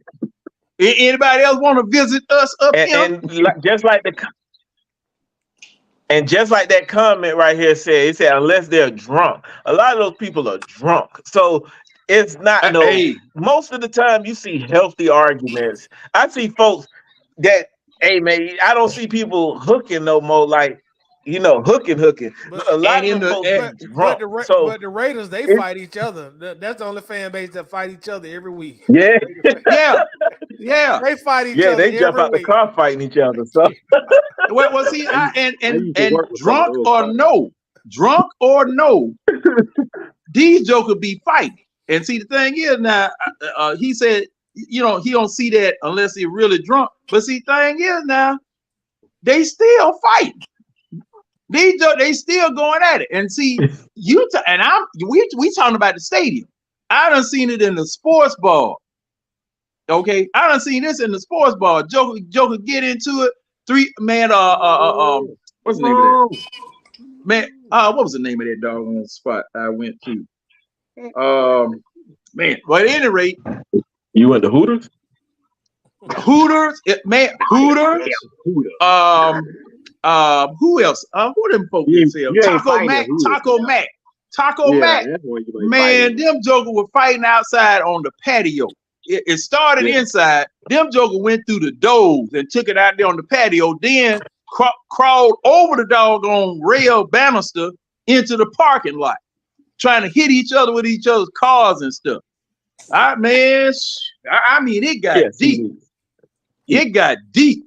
Man, see, that's angry baby mama. That's angry baby mama fighting right there. So that ain't no fighting. That's just they need to get counseling. Attempted murder, assault with a deadly weapon, all them charges, all of them. Man, I'm telling you, man, some of these people really. Matter of fact, I was at A lot of those fights. Super Bowl I party. see what I've seen is folks just tussling. Like they don't even be swinging. They be holding each other like they Okay, now, extremely caressing one They another. be too drunk. Slim, that's what you saw. But I was at a Super Bowl party. Matter of fact, the first time New England played New York. I was at a Super Bowl party. Man, when Tyree caught that ball on the side of his head and came down, the whole party just and man, it was this one dude. Yeah, he couldn't take it. He couldn't take it. I guess he must have bet the whole house on New England. Man, this joker just went berserk in the party. Man, we had the doggone put him on the floor.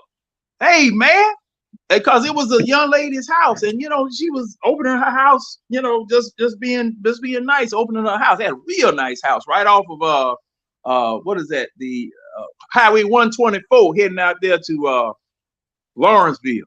Beautiful house. Had strippers down there in the basement for halftime and stuff, man. I mean, that was a Super Bowl party to go see. But thinking about what you're saying, that's like those folks. But that's like those folks who, when they team lose, they get to recording themselves breaking their TV. A lot of that stuff be staged, and it's like now that's the stuff people would do for 15 minutes of fame. It's like some of these folks will do like I said, a lot of these people will steal your wallet and help you find it, man. They will do anything for 15 minutes of fame. Slim, them big screen don't cost that much now. So hey, you get you a 72-inch Vizio for $400, and you gonna make $800 on YouTube busting it up. I believe that's a good exchange. Yeah. That's a good day's work right there. So cause see, hey, long time they wasn't doggone doing that with them projection TV long time ago, because them things were $2-3 grand. Right. I remember that though, Lisa. Yeah. I remember that. They were egging the bus. But see, that was back when the rival was still good. The rival is like mild, like Buffalo Wild Wing mild chicken now. It's not that hot, but you got a little kick to it. You know what I'm saying? Is it? Well, both teams were real good. I got some buffalo wings up in the refrigerator now. Don't be talking about the buffalo. See now, wait a minute. No, I love me some Buffalo Wild Wings now. I love some Buffalo Wild Wings. They go cheap. But I'm just saying, man, look. But I'm just saying, it's not like back then. Now see, when the Georgia Dome was up. I don't know because when the Georgia Dome was up, them folks was out there. See, when the Georgia Dome was up, you had the real Falcons fans who ain't gonna take no shit from nobody. Right. Talking about yes. See what happened? Yes. What happened is the Benz priced all them real fans out and let all these corporate hippies. Yeah. Who just be want to get on that Instagram. Now I'm tell you, I done seen plenty big good fights in the Dome. You would not finna come to the Dome and disrespect the Falcons. Not the Georgia Dome. It wasn't gonna happen. Yeah, the Georgia Dome was. I'm talking about. That's why I think they should have called the new stadium the new Georgia Dome. I'm talking about the Georgia Dome had it was in a lot of rap songs, and also, man, that was it right there, man. And then I seen a bunch of fights up in there. Folks hooking in the bathroom, folks hooking over there by the concession stand. Right. I'm talking about, man. Now, man, I done seen people man, they do drive-by right disagreements now, man. And they still let them go in the game. Hey, nowadays, folks do drive-by disagreements, man. Like, that's it. Well, from now, like I said, don't go to that Vine City train station. Yeah, not that one across the street. Matter of fact, you better watch. Yeah, they catch you waiting. They catch you waiting for that train. They catch you waiting for that train, and you got that Saint shirt on. What was that again? Especially if we lost. Oh no! Hey, they wouldn't go to the Vine City train station. They go. They go to that Omni station. They go down there to that Omni station and be watching the tracks. They be watching jokers on the platform. And back then they didn't have Ubers.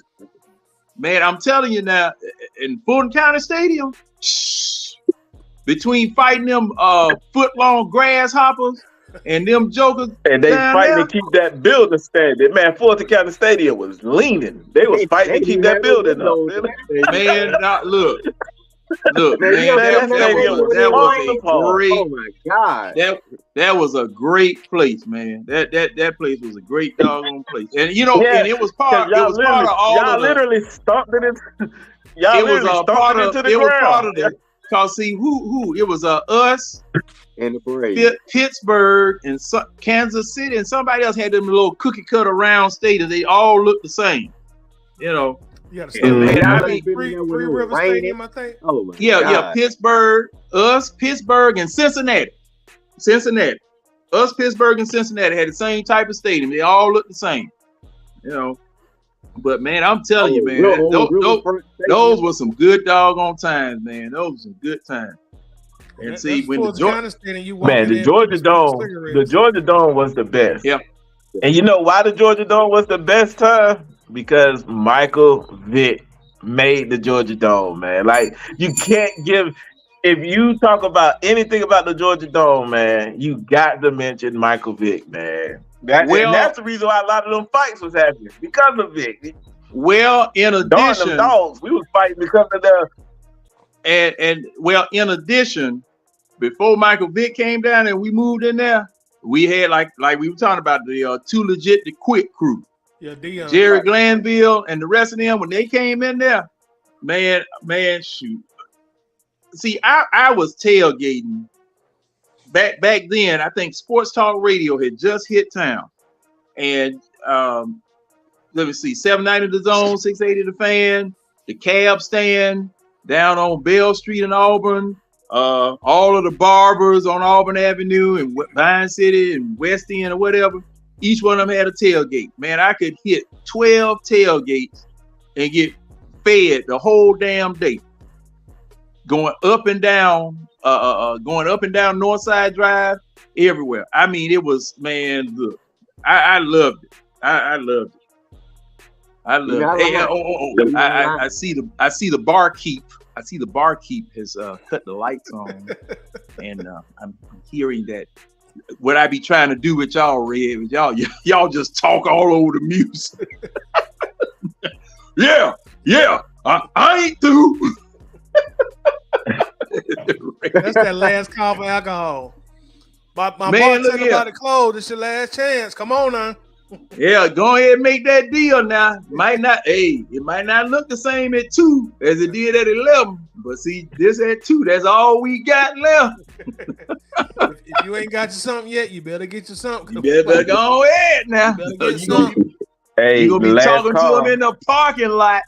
Hey, get some of that Havana, bitch. You'll be okay. Oh, boy, I ain't heard that in a while. Woo. You drink some of that, I might not get up to 3:00 the next afternoon. Yeah. Hey, but y'all, it's been real, man, as always, man. I appreciate y'all coming through. Appreciate everybody that came on the panel. Also, what we're gonna do is just take a moment and let everybody know where they can find you on social media. John, go ahead and start. Tight, appreciate you letting me come in and play in the yard tonight. I am a one half of the eye test on Wednesday nights at 10 o'clock. Me and my friend Winston Thornton, we come and, we do the same thing we do here. Just talk about stuff. If you got a mind to, come on in, bam that like button on this show and bam the like button on ours if you got a mind to. And hey, Slim, I want you to come through now. Oh, hey, man, that's a bet. Come on through. Wednesday at 10. 10 o'clock Wednesday night. And that young'un right below you, Slim, he's a guest star. I got to figure some type of way to pay him. I don't know. John, I'll be through this Wednesday, but we got to work on my contract, man. Oh, okay, man. Well, yeah. I call you. We got to talk about my contract. We'll work on it. And tell Winston. Tell Winston, man, he got to talk because he about this because he didn't like the Penix pick. So me and him got to have a convo about that. Who's that? Winston. I remember Winston was talking about the quarterback. Right. He wanted us to get a defensive end. Yeah, hey, man. He still does. Yeah, he still does. And, Oh yeah, I he's know. still on that strong. I know. Yeah. I see him on Atlanta Bird Game online.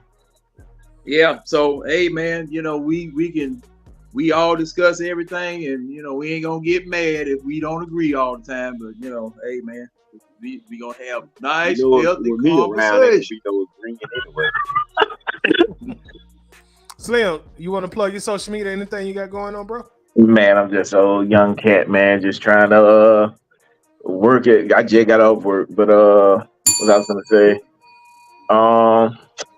you catch me on? I be on Facebook, man, Abdullah. So yeah, I be on Facebook, chatting it up in the Atlanta Bird Game. So yeah, you can hit me up on there. Outside of that, man, I try to stay off social media. That get you in trouble. But Yeah, ask John. He been in Facebook jail longer than Young Thug, so he know all that about. Nobody John, knows. what do you be saying to get you locked up? He like that. What? He like the wine on the Andy Griffith show. He just go in and out. I got a key. I got a cell and I got a key. He go in and out. Hey James, you want to plug your social media or anything else you got going on, bro? I ain't got too much going on. I'm still working on my contract with John so I can come in the light. I'm gonna stay in the dark until he work my contract out.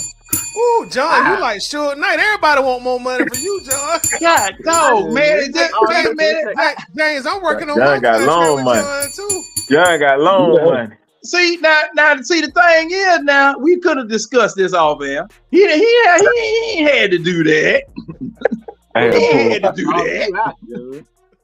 I mean, Red, I'm expecting the same out of you while you sitting up here trying to play innocent. I can't doubt. I got to be the good guy. Man, and James ain't said a mumbling word until he get on somebody else's program. Oh, okay. I got a contract for you, James. I got a contract for you. I got one. Look. James said you out for 2 years, but he won't 4. Yeah. But hey, he want a Kirk Cousins contract. You know you got that money. You 2 years full of guarantee. Light. I know. Man, look here. I'm gonna give you the red. I'm gonna pay it. I'm gonna John, be I'm gonna tight. give you the red light. I'll give you the bright white light this time. Hey, you know what? Light. See, folk like James make you stingy. Make you so stingy that if you give Joker a quarter, George Washington wig won't be on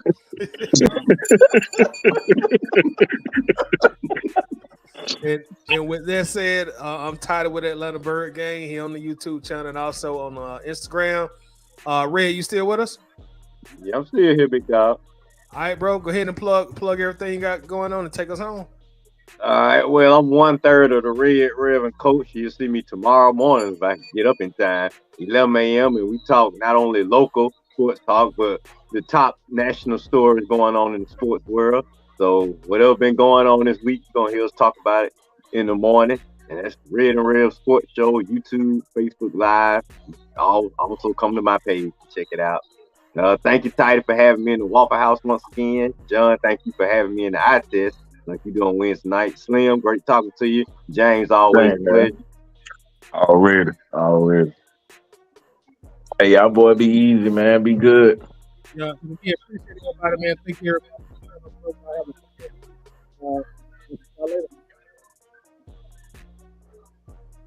Tidy, Your audio.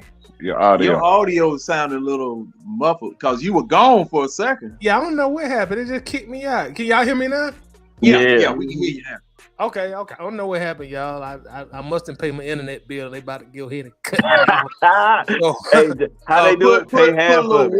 Put a little water in your computer there. Well, hey, Tidy, if John fix your contract, you can take care of that. So before cops fully kick me out, I bid adieu to everybody. God bless y'all, man. Appreciate y'all, fellas. Y'all have a blessed Hey, week. man, y'all boy be good. Bye. All right, y'all. Peace. Peace out, chat.